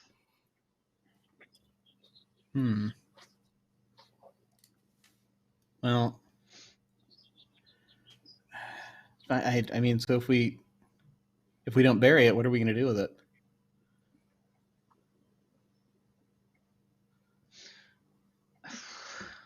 Burn it?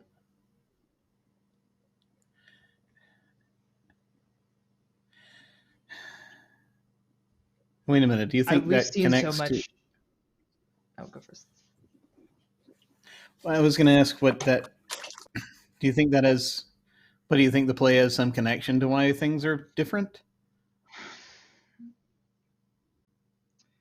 I think what we thought what could be in the play is not going to be exactly what we want. I think after seeing Carcosa, I don't know really what to believe or even what to trust with that play. I just don't know.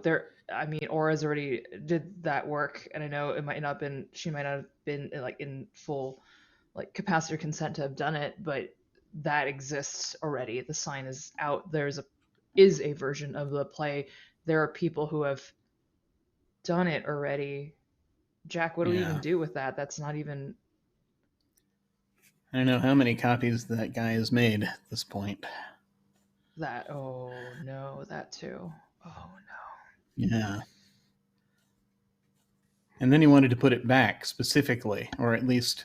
Well, I mean, I know what I would do, right? If I wanted to steal something like that, is ideally I'd have a fake made, and then I'd wait for the original to be cleaned, or something else, and anything where it's not in the case. That's the hardest possible place to get it, is when it's in the case. You don't want to get it while it's in the case. You want to get it while it's in transit, or you want to get it while it's in the back room and somebody's cleaning it. You want to get it when the person you've hired to pretend to be an inspector goes in and looks at it and swaps it out. That's how you do it. But the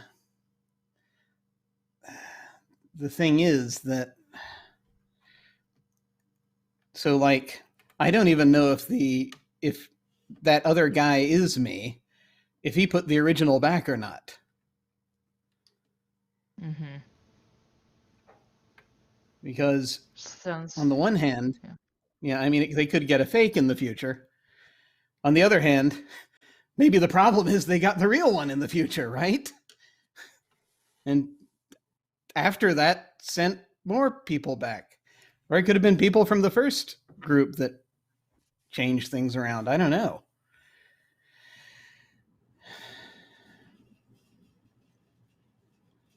There's too many variables here, really.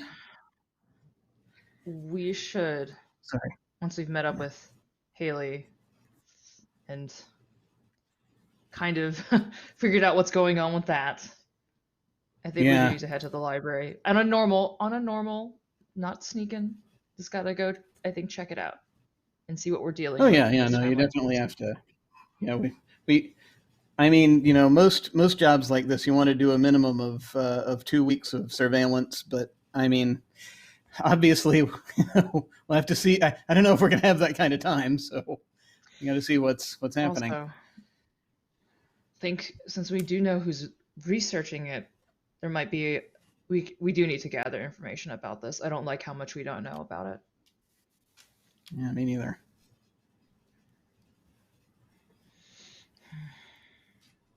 I think that's a conversation that definitely happens before we arrive. Unless there's more that you wanted to add, Jim. What does John think about this conversation? Like, John's hearing it. John from the 2020 present. John's taking note of it.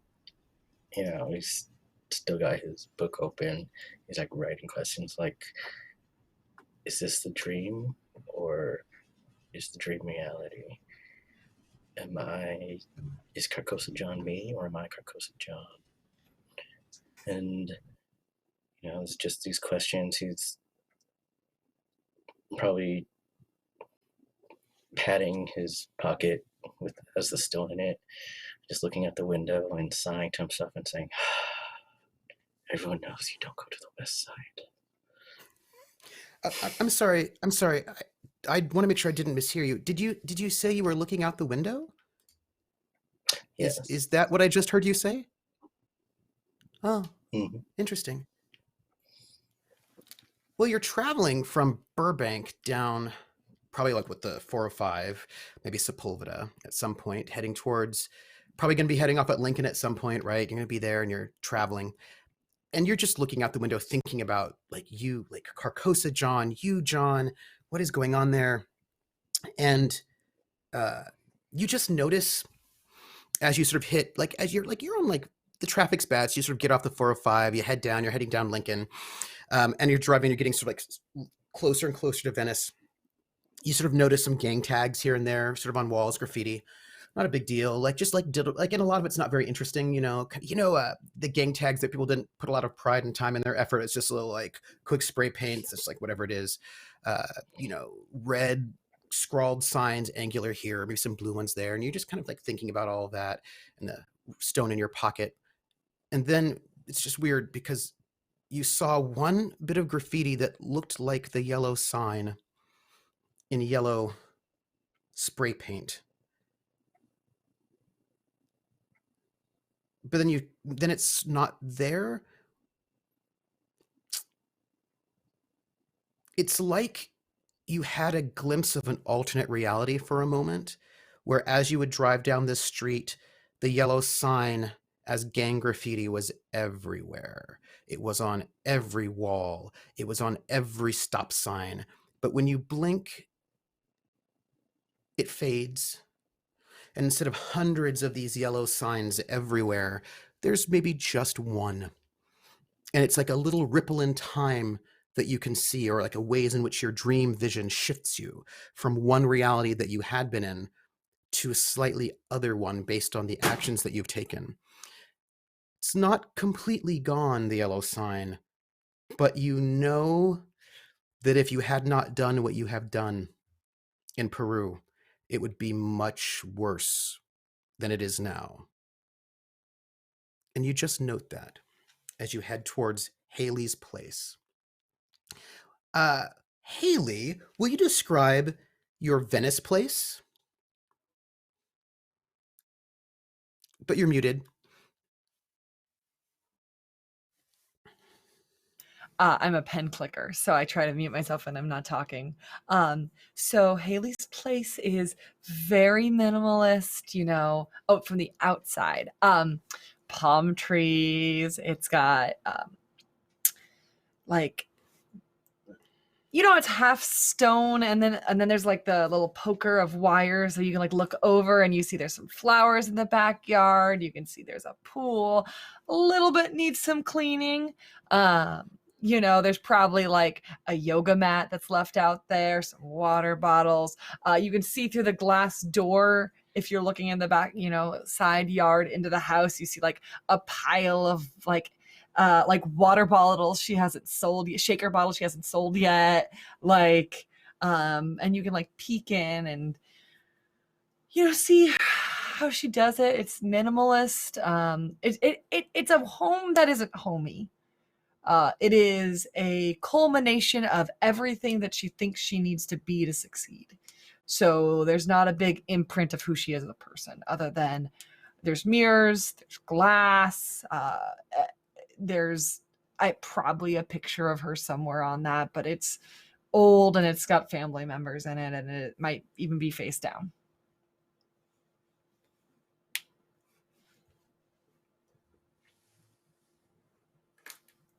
And the door is open a little bit. So if y'all want to come in, I think you probably hear her voice holler, like being like, "Come on in, it's great in here." If you decide to pop in, when you guys approach.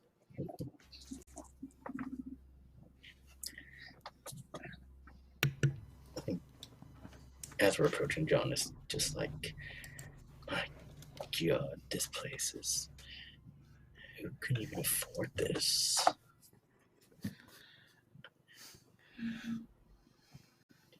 Like, then just turned to us like, do we know if Haley has any roommates? Is this something we can talk to with like a bunch of people? Was this the same place I was when I came to when I first showed up? No, this sounds like a different place actually, right? Because I feel like your other place was like a larger apartment block with security camera. I feel like this is like probably like because I think your other place was in Montreal, and this place is here in. So it's like maybe this is like an older place of yours, or it could like a secondary place, or like it's interesting because you had this other place as well, but this is perhaps closer to home. It's nicer than the one in Montreal, anyway. Yeah. Guess Haley wanted to keep roommates, Jack. I'm trying to remember. She didn't have any when I went and saw her up in Montreal, but this place, I don't think so. I mean, I think that she might have done some sort of communing with some other, hanging out and with roommates doing the same thing for a while. But I don't know if this is now, if that's now or if that was before now. If you get my meaning.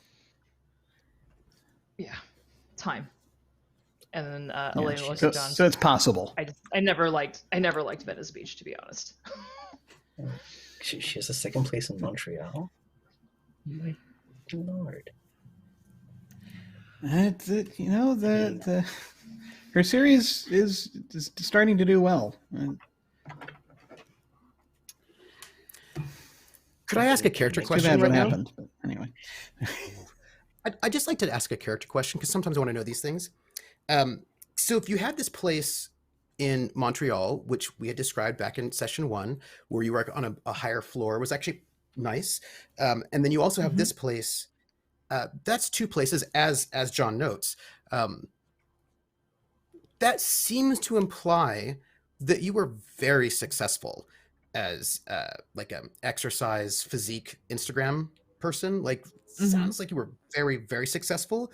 But you decided to move into doing the supernatural and the unknown. That's a weird shift. Like that's a big shift from something that is very, very successful, that is doing very well for you in many ways, like big enough to do like huge collabs and all that stuff. I mean, it seems kind of weird that just out of nowhere you would decide that rather than doing this thing that is doing so well for you, that capitalizes on your looks and all the things you got going on, you decide to like do the top 10 missing ships from Bermuda all of a sudden. That's weird to me. I don't know. I have some questions about that.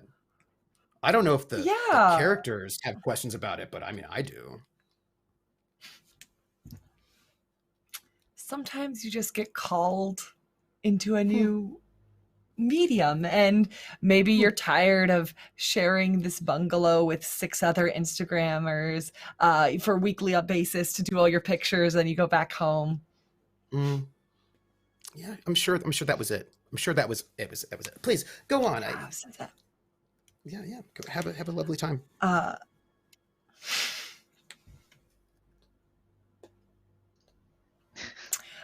I think we definitely all approach and go in. I think personally Elaine is a little kind of unsure about this Haley, for sure. Like that's all I know that Elaine is feeling while walking through this door.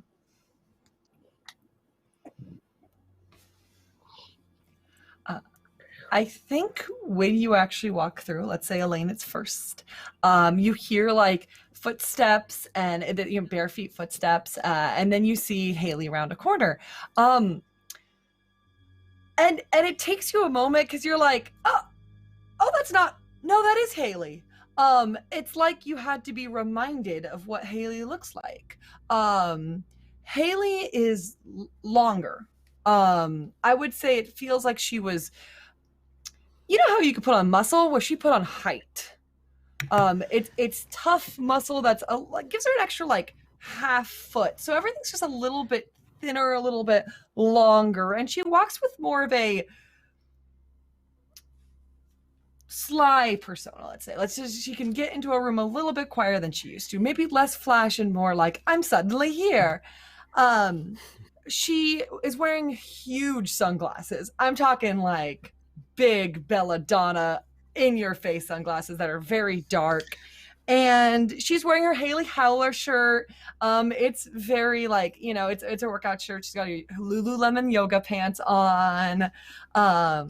And she's carrying her laptop and some like coffee glasses are on it because she was cleaning up the room ready for you guys. And as you can see, her fingers are covered in like Band-Aids, and where they're not covered in Band-Aids, they're just covered in like lots of little cuts, like paper cuts almost, on thumbs, fingers, her whole hand. And she's like, Elaine, I know we got disconnected, but I'm so glad you guys made it out safe. Woof.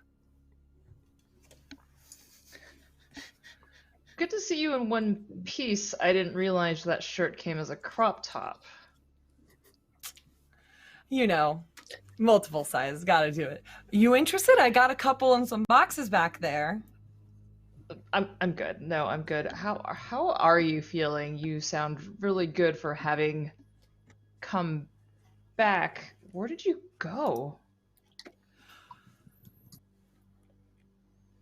Away. You know, I got pulled, and I thought it was going to be awful. It was like I thought it was going to be bad, and it was all scary, but it really made me figure out some stuff about myself, and it gave my time editor to go through some footage. So I'm that's all getting worked, compressing that file. But I thought you guys could tell me what you guys figured out, and then we'll show you that video, and we'll have some lemonade. It'll be great.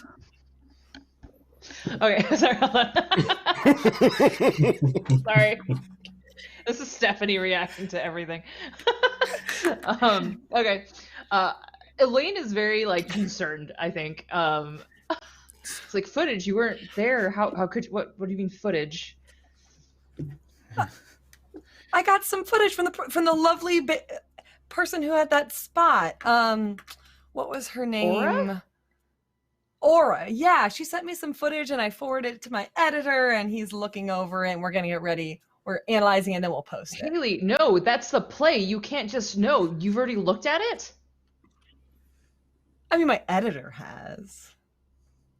He's given us some juicy gossip from it. Wait, so do you have Aura's contact information? Because I think we wanted to get a hold of her.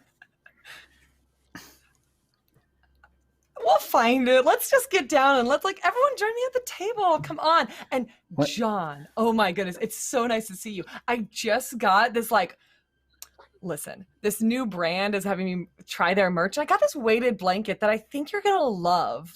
Come on, come sit with us. And I think Haley turns around, kind of motions them to come to the living room. Are you taller now? No, I'm always tall. Come on. Oh. What? And I think she just leaves you guys in that entranceway as she goes to the living room. What?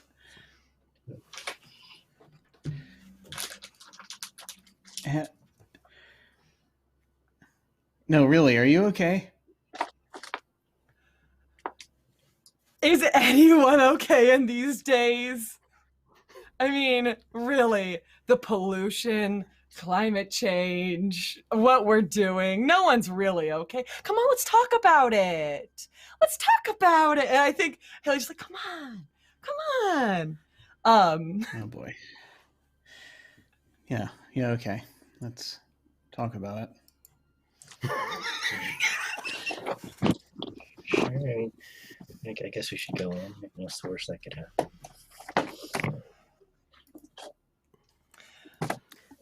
What's this living room area look like? Yeah, so there's just a couple couches. There's a pitcher of lemonade. You can smell it. It's pink lemonade. It's a really deep color. It's got like ice cubes in it. It looks very nice. It's actually got some condensation on the end, so it's been there for a while. There are 4 glasses out, and Haley like sits on one of them and like poises herself. She's got great posture, and then she like pats next to her. It's like, John, sit next to me. I haven't seen you in forever. I mean, I saw you before, obviously, but like, How it's been a long have you time. been back? Time's kind of loosey goosey. A day, maybe?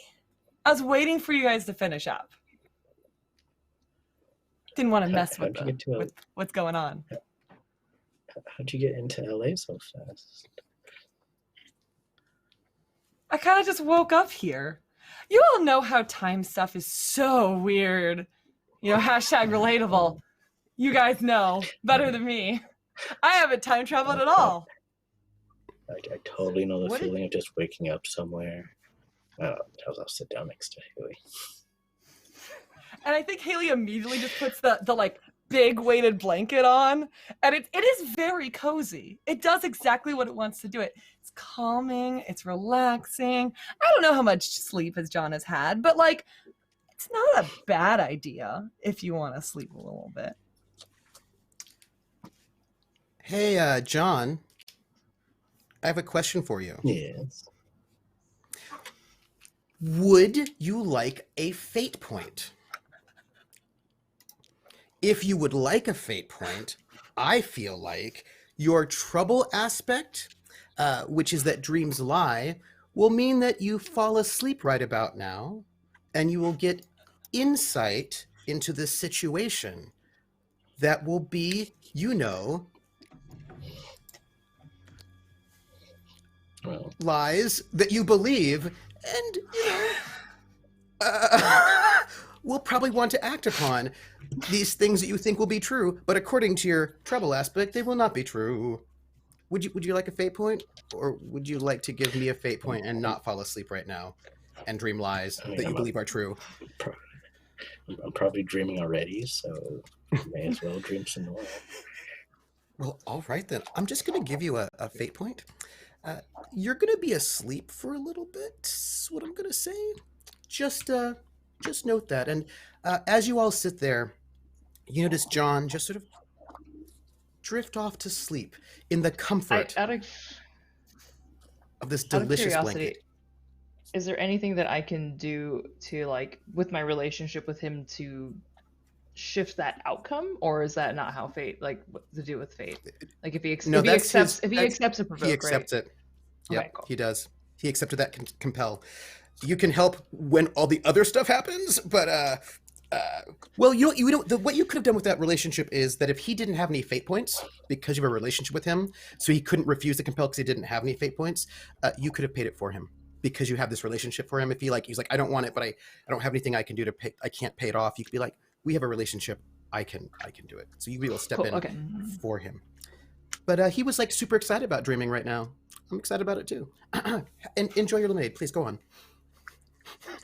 I think lemonade is being poured. I think, she pours everybody a glass and sets it on the edge of the table. She puts one specifically in front of Jack, and one in front of Elaine, and one in front of John, and one in front of herself. And she flips on her laptop and she starts like, oh, the video's gonna come in, but like, what's going on? Like, did you guys know where the play is? Did you guys figure that out while you were gone? I know you were doing other stuff, but like maybe you figured that one out too. Maybe we know where that is. Did you guys get it already? It's been a long time.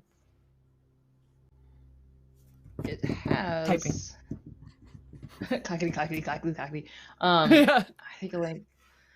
It has. We sorted it. You must have heard about what happened at the site. No, that was good. Yeah, I firmly believe that was okay. But like, what about the play? Enter. More typing. It's Like,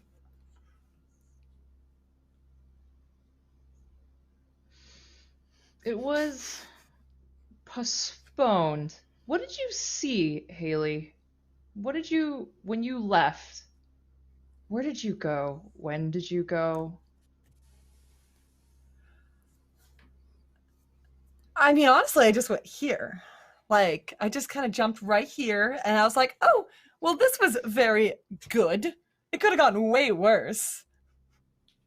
And I had time to, like, update my blog, do some stretches, get a good night's sleep. I'm ready. That's why I also talked to my editor.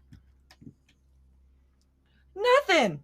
I mean, I did basically nothing, so I'm really excited to work on this next portion with you. You know, the play. Yeah. The play we got to put in the body. The body? Yeah, in the cemetery. We got to put the play in the Well, in the grave at least, I guess. Yeah.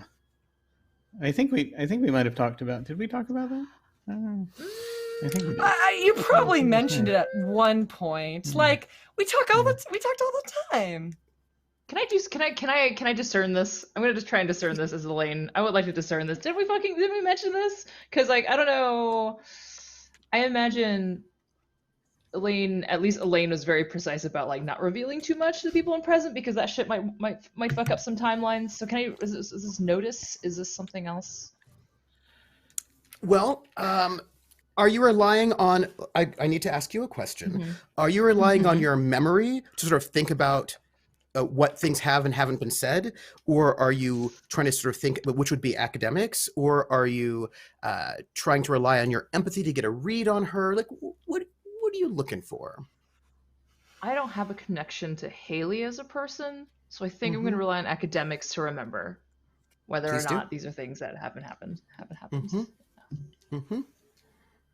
Let's see. What is this? What did you roll there? A 3. good. That's a good. You needed a Very 2. good.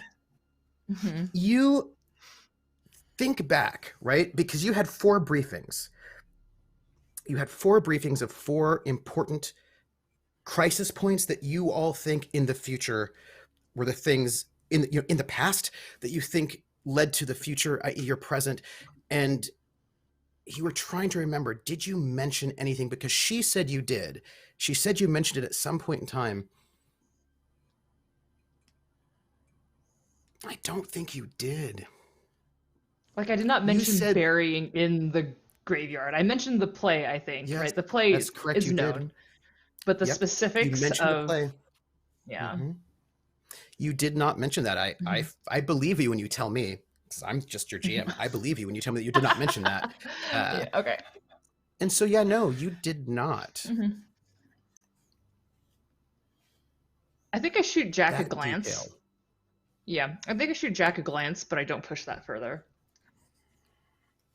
So your editor, Haley, where are they? Are they in the house? Are they working with you? Are they, like, remote? I mean, are they in the area? They're Do you remote. work together often? And We work together. We collab on everything, but they're remote, and they're having a lot of internet troubles, and so I keep trying to reload this video, and it's just not loading up. But you know what? I think we're getting ahead of ourselves. I think we should all just raise a glass to the work that you 3 did. Honestly, you did a huge thing without me there. Incredible. And with this, Haley, like, holds her glass up, and it's like, let's cheers. Before you all cheers, I'm just thinking about John for a moment. John, you're standing right now in Haley's apartment. But it's like you're not really there. It's like your dream self is you. Like you're in a dream, right? But you're seeing a conversation happening between them. But it's also as if you are slightly in the future, maybe, or the time, it's unclear. But you hear a crash upstairs.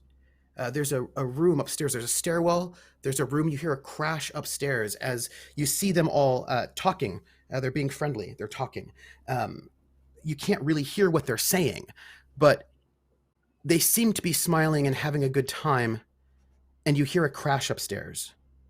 Somebody has broken into the house, maybe? But you also know that you can't be seen. What do you do? Um,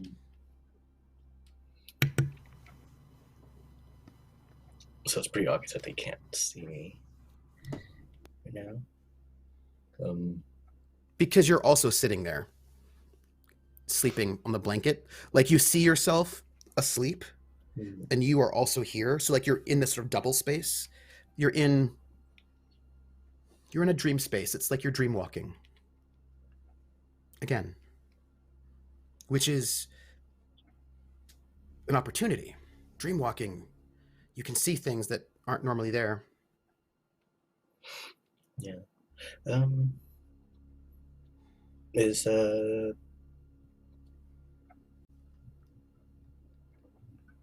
the they're sort of in computer slow motion. Still open? Mm-hmm. Or is it still there? Can Yeah, I because she's read what on was the on computer. the computer? You can. Walk over and see what was on the computer. What's on the computer, dearest Haley? I think on the computer is like is just a Word document that's open. And it's mostly just like complete sentences. So it's not like an email that she's loading. Like she says, it's just like, drink the lemonade, gosh, do it, please, and then you go home, drink the lemonade. And so it's like a repeating kind of like mantra to herself. Like, Pause. I'm going to just rewrite that. That's not what the dream says at all. Yeah. The dream says, oh, okay. No, that's not what the dream says, because dreams lie. The computer says,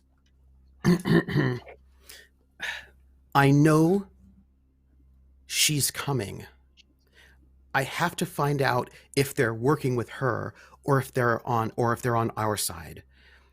If they're working with her, we're all doomed and the future will be destroyed. If they aren't working with her, I have to save them from her. I hope they'll believe me. I just want to do the right thing and save the future. But I'm afraid they won't, because I look so different after all that I have been through. But it doesn't matter, because I will save them and protect them no matter what, to save the future. That's what the dream tells you it says. All right. So I'll definitely note that. Like, then I was like, who is her? Interesting. And you hear again the footsteps creeping upstairs. You know, slowly go up the stairs and see what that noise was that no one else heard. You creep up the stairs so slowly. And you know how it is when you're like in a nightmare when you're a kid, and the stairwell just sort of like, as you're walking upstairs when you're a dream and as a nightmare as a kid, the stairwell just gets longer and longer, and all of a sudden it looks so huge and you seem so small, and the perspective seems off as you're creeping up these stairs. And you hear this sound, and maybe you don't even know why it is you're walking up the stairs. You know how it is when you're in a nightmare and like your body does these things, you're like, why am I doing this right now? This is clearly a bad idea. But you just keep going up there until you hit the top of the stairwell, and there is a door where you can hear the sound on the other end. Creeping. Something's coming closer to the door, and you can notice shadows creeping underneath the crack of the door, seeping out like a skin.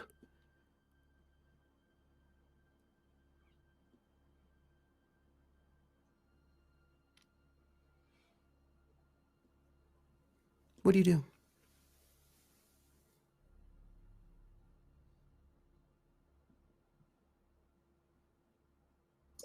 So since it's a dream, I may as well open the door. Because if something's out to stop Haley, you know, she's trying to help us out. I can't let that happen. You open the door, and it creaks open. And in front of you is Haley. But it's not really Haley.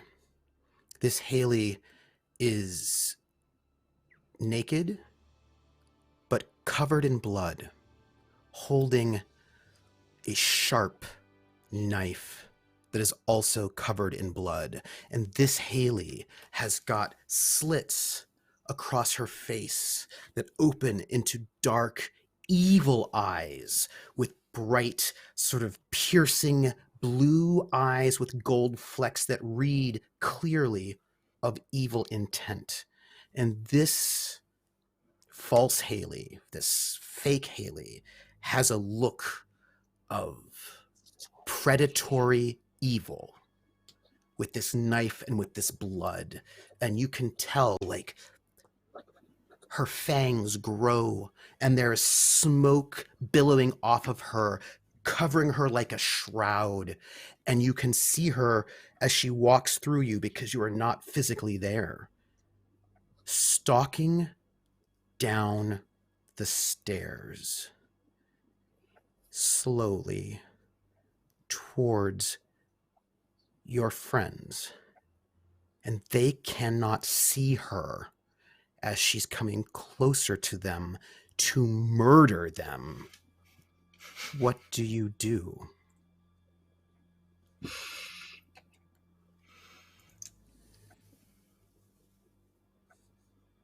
Can I use one of my aspects to try and stop this Haley? You know, in nightmares when you can't do anything at all and you yell and you scream and nothing happens, it's like no one can hear you. You can't wake up. You're powerless to do anything. And you, like, you're just going to have to see this person murder all of your friends. You know it's going to happen. You know it, and you can't stop it. You know that feeling that you have in nightmares? You know that moment? But you have an aspect. Do you have an exciting corrupted aspect, perhaps? I merges dreams with reality. It's true. But how about this? You have a boon that is waiting for you. I will let you have that boon to wake up right now.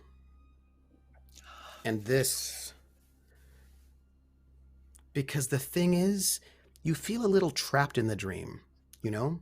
You feel like you can't get out. Oftentimes you can force yourself out of a dream. You can force yourself out to change something, but you feel trapped in this dream. But you have a boon. And for that boon, you can leave this dream now before any of that happens.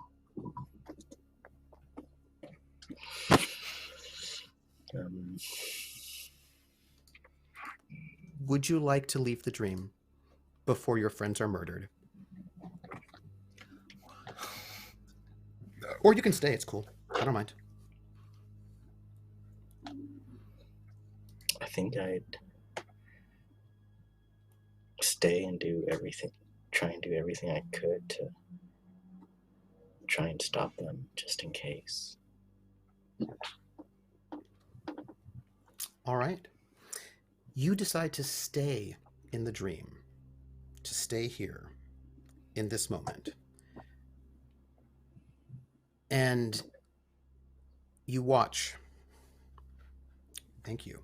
You watch as this evil Haley steps forward and she takes the knife and she raises it into the sky, sneaking up behind Jack. You don't know either one of them very well, but you know that they were friends of some sort.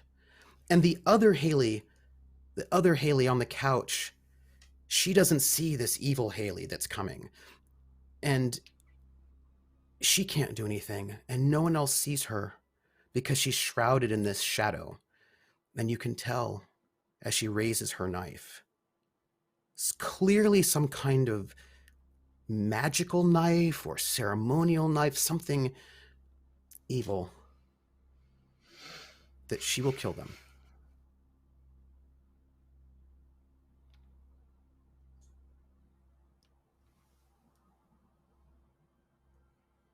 What do you want to do?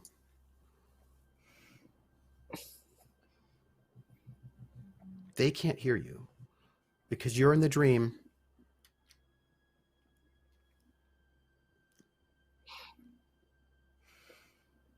Can I try to grab the knife?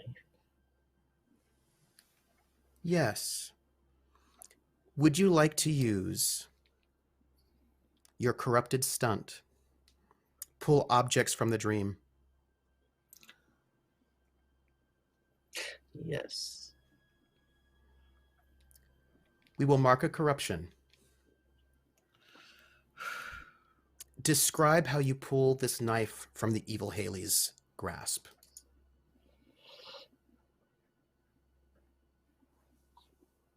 It's like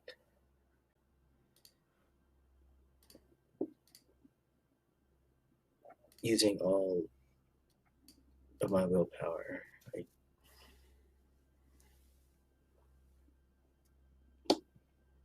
I think hard, because if you think you can, then you can. That the knife is indeed something I can interact with. I won't pass through the knife. The knife is mine. I can take it if I want it.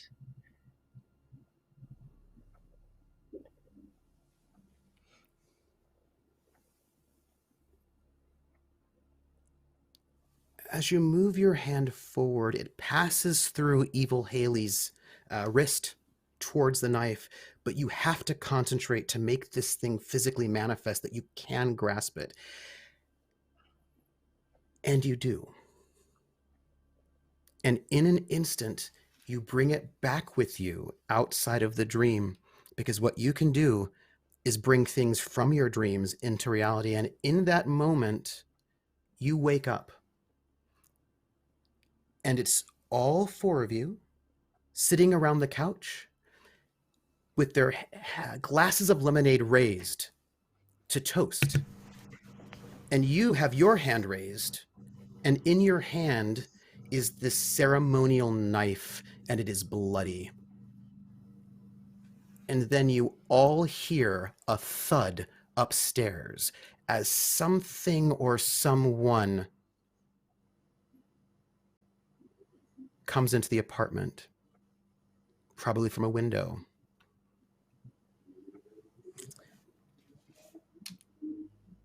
By the way, John wakes up. He's carrying a knife. Elaine, you know this knife. Whoa! You've seen it before. I'm gonna try and put myself between this Haley and this knife and just go, will you hand me this knife, John? John, where did you get this? I can't. It's my knife. Okay. It's here to hurt you. I can't give Okay. it. I have to hold on to it. All right. Okay. Yes. You can hang on to it. It's yours to protect. Do not let it out of your sight. What did you see? You went dreaming again.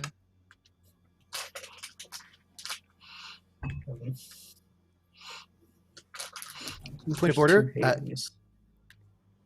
Jack, you were going to say?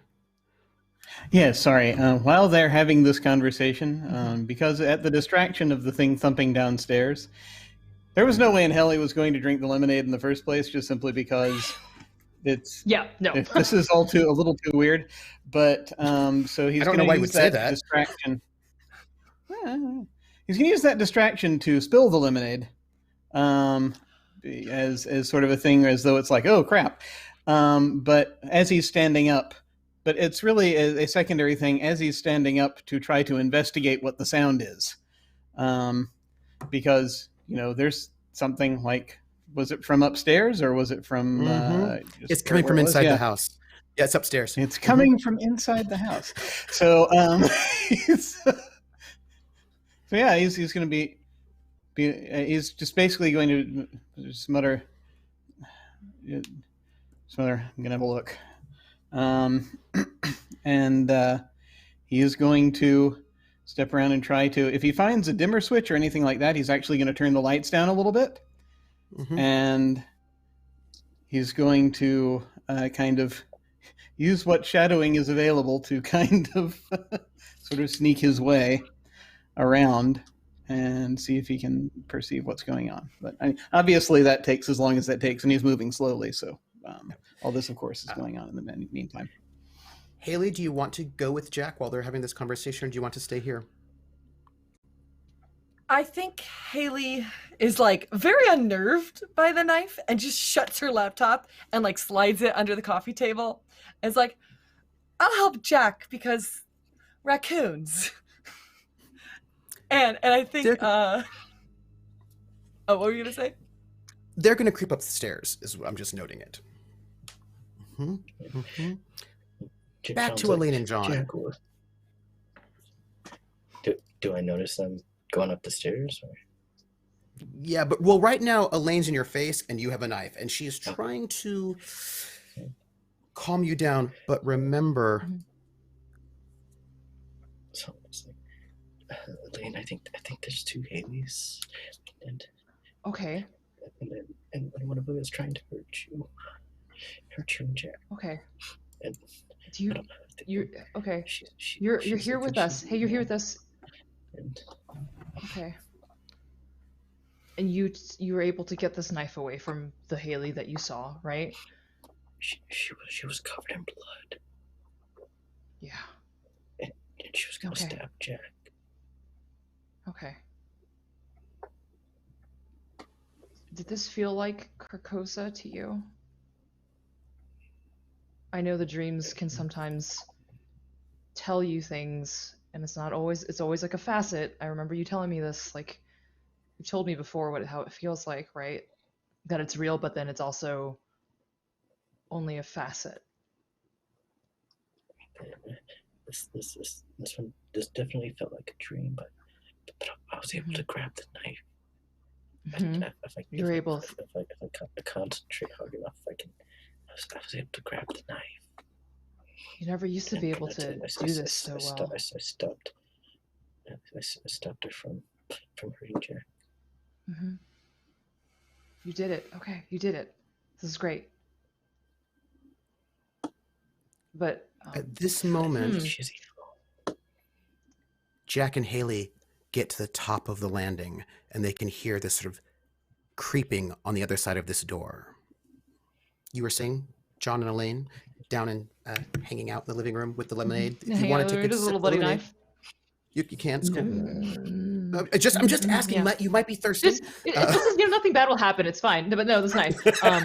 I recognize this knife. Correct. Obviously, I recognize this ridiculous ritual. You know knife. this knife. Mhm. Yes, you do. Mhm. It's from the future. It's what you use for time travel. Okay, It's John, what you use. I'm gonna tell you something, because I have not been completely honest with you, and I'm trying to change that because I want this to be different. This knife is from our future. It is a very powerful knife, and do you know how with magic, how you can, it's one thing to have magic, but it's another when you use a human's life to make it more powerful. That's what this knife is. It's extremely powerful. If it's something you want to keep safe, I'm not going to try to take it from you, but I'm going to tell you that this is extremely powerful. It is a relic. I don't know what the other Haley... It's concerning because it makes a lot of things make sense, but also, does Haley seem weird to you? And when Elaine says that, by the way, the knife is your boon because it is a powerful artifact. Mm-hmm. Jack and Haley are upstairs. Does one of you want in shadows, in a dim space? Does one of you want to open that door? I the actually bedroom. have a strange plan with respect to that. I'm ready for it. Um, I'm ready for it. a foolish plan also, probably. So I'm just, as we're sort Love of it. nearly there and I sort of hear it, and I'm just going to sort of turn to Haley and very quietly, I'm just going to say, keep down and out of sight. Keep an eye on it. I'm going to check it out. And I'm going to head for a window. Mm-hmm. And using my awesome burglary skills, I am going to clamber around to a window for that room. And I will try interrupt to you take right the about thing now. underwear. You move down that hallway so that you are far away from our Haley in case anything bad happened to her. And you get to that window to climb out so you can climb around. And then the door to the bedroom opens. And out stumbles Haley, covered in blood, with eye slits underneath her cheeks that are open and blinking. And she looks very scary and creepy. And this other bloody Haley with no knife in hand is face to face with the Haley that you know, who's a little bit too tall. Jackie Dash, what does Sunglasses Haley do at this moment right now when Tall confronted Haley? with what does tall Haley do when confronted with bloody Haley? So just to be clear, Jack sees short Haley and tall Haley at the same time. Yep, because the door opens and you two are confronting each other. Tall Haley pulls the gun out that she has in the back of her waistband and says, Pause. I'm sorry, Jack. That's where we're going to end their cliffhanger. That's it. I'm sorry, Jack. That's our cliffhanger. That's it. That's our cliffhanger right there. It was like, I know it's coming. I know the cliffhanger's coming right about now.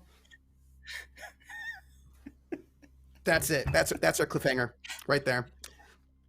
Hey, everybody. Cliffhanger.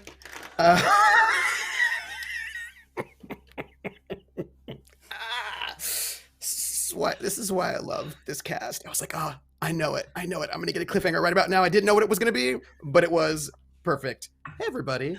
It was lovely having you all here for episode 3 of Fate of Cthulhu, The Return of Carcosa. So excited. I want us to do our outros. First, I want to thank all of you in chat for being here and, being with us on this adventure so far. I'm very excited to find out what will happen next because, I think it's fine. I'm sure it will be fine. Yep. Yeah, it's great. So let's do a round of outros. I would like each person here to introduce who they are, where we can find them next, and then 2 things. 1, answer this question. Jackie Dash, it's gonna be a little bit special for you. Answer the question: what is your character thinking at this moment? Also, you all downstairs, you do hear, I'm sorry, Jack, from Haley, because it's a small apartment, right? Like you hear it. So you heard that. You don't know what's going on upstairs, but you did hear it. I just want to know what your character is thinking at this moment, that one sentence of what your character is thinking. Jackie Dash, tell me what your character is thinking at this moment, whichever one you want, just pick one and then say what they're thinking, but just don't tell us which one it is that you've chosen as the person who's thinking right now. Just, it's cool.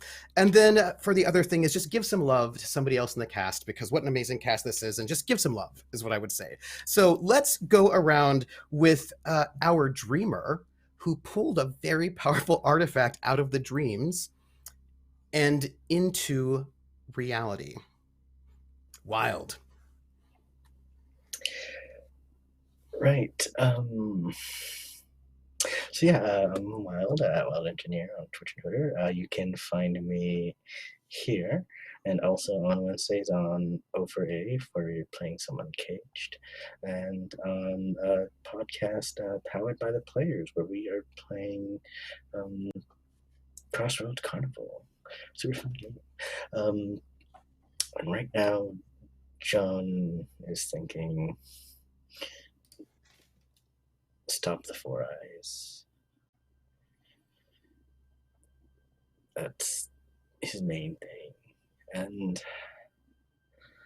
yeah, but I got to give some love to Haley for that awesome personality switch. Just amazing. Since you tossed it over to Jackie Dash, I feel like we're going to get Jackie Dash next. Jackie Dash, tell us who you are. Tell us where we can find you. Tell us what your character is thinking at this very moment, but don't tell us who that thought belongs to, and then give some love to somebody else in the cast. My name's Jackie Dash, Jakidash. On Mondays, I'm playing a long-form video game RPG called Final Fantasy 13. If you're all interested in the wildness of that game, come join us. Wait, which one was that? Is that the lightning one? Is that the one with lightning? Yes, it is. It is lightning, where your inner hearts create a monster that will kill you if you don't listen to a super god's vision. And what my character is thinking is, well, I don't have to kill myself because I'm here, so this is gonna be fine.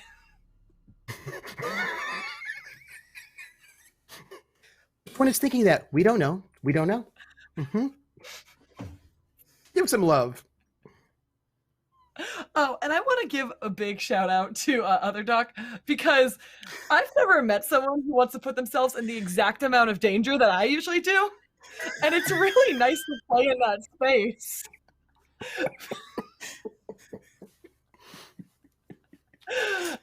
Especially when I'm like, oh yes, by yourself? Okay.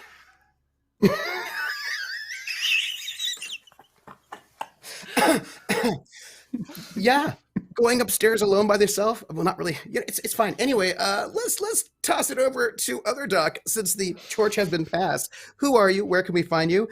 What is your character thinking at this very moment, as you are not within hand reach with of either of the Haleys, half out of a window, half in a window, because that seems awkward, and then give some love. So, hey, I'm Jim Ryan. I am a writer, streamer, and podcaster. I am Other Doc, OTHERDOC, on both the, I do not have a bell, on both the Twitch and the Twitter. But what am I doing? Lately, I have been appearing aside from appearing on this stream, we also have streams on some Sunday afternoons on my channel, where we are doing Dark Matter.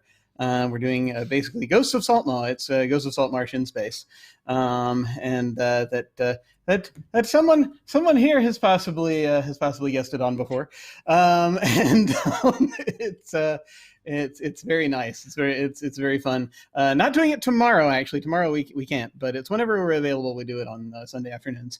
And on Tuesday nights, I'm currently running a short campaign of Urban Shadows set in Rome, Italy.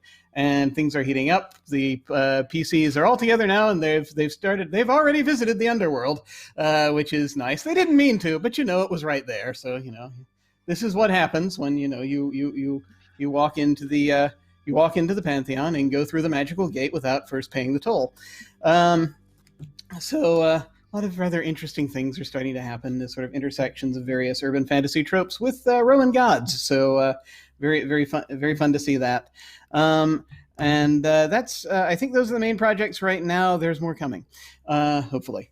As far as the what Jack is thinking right now, he just sort of looks. He sees the both of them, and he's like, "Oh crap! It's the goddamn double indemnity trick all over again."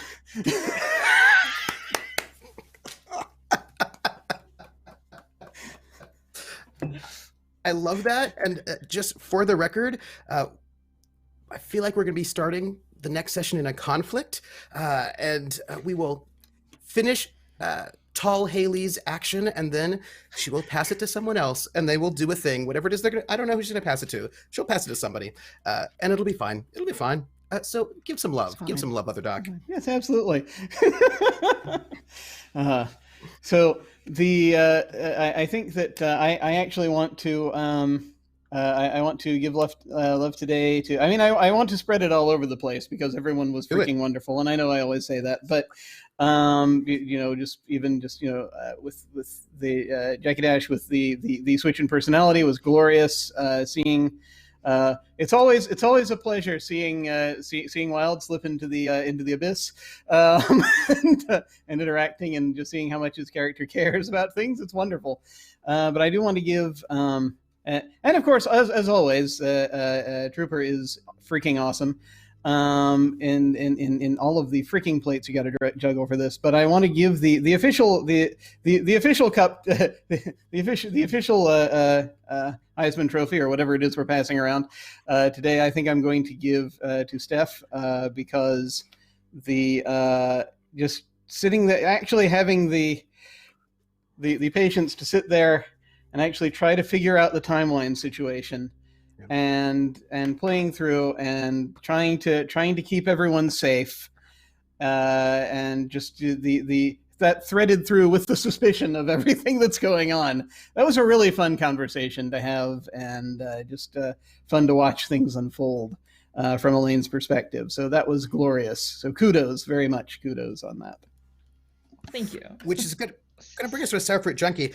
And I'm really excited to sort of ponder what Elaine thinks about this knife being here, because this is not a knife that your good friend would ever let out of her sight. So it being here and covered in blood seems perhaps not great. So I'm very excited to find out personally what Elaine is going to think about all of that at the top of next episode. I'm very excited about that. So who are you? Where can we find you? And what is your character thinking right now? And give some love. I'm Steph. You can find me at Starfruit Junkie on Twitter, and I have links to my Instagram and stuff. I love drawing monsters and just dreaming and doing all the things and thinking about the future. During the day, my day job is I work as a digital artist out with Wizards of the Coast. So I work on magic. It's really cool. I'm a wizard who works on magic. I get to say that now. And what my character is thinking about is Haley. Oh no! As she's looking at this dagger. Haley. Oh no. And if I am to pass on some love. This whole episode was incredible. Definitely between watching Trooper and Jackie Dash just do that one-on-one and catch up is beautiful, amazing. But I will hand it back to Wild because your insistence to go into the dream and to stare in the abyss is just makes me very happy. Makes me very, very happy because I'm great, shit's gonna get messy. Love it, yes. And our timeline's gonna get corrupted. Even better. So just a little corruption in the timeline. It's fine. I just added another tick mark to the corruption track. It's good. Right now, you and the great old ones are tied. I'm going to put that in there so you can see it. It's a good thing that's valuable and positive because we have this timeline. And let me just give it to you all right now. So, Haley did a little bit of, hanging out with Azathoth for favors, and that's going to add some corruption. Then also, John is I'm going to use some of my corrupted powers to bring this important artifact out with me, which happened. And so now, currently, the forces of great old ones are at 2 versus our heroes at 2. Let's see how that goes by the end of this event and how that will impact the rest of the timeline. I'm excited about that very much indeed. I'm sure it'll be fine. Be fine. Whew. And I'm Trooper SJP. I have been the GM for this game, and I think of that as a little game moderator hanging out.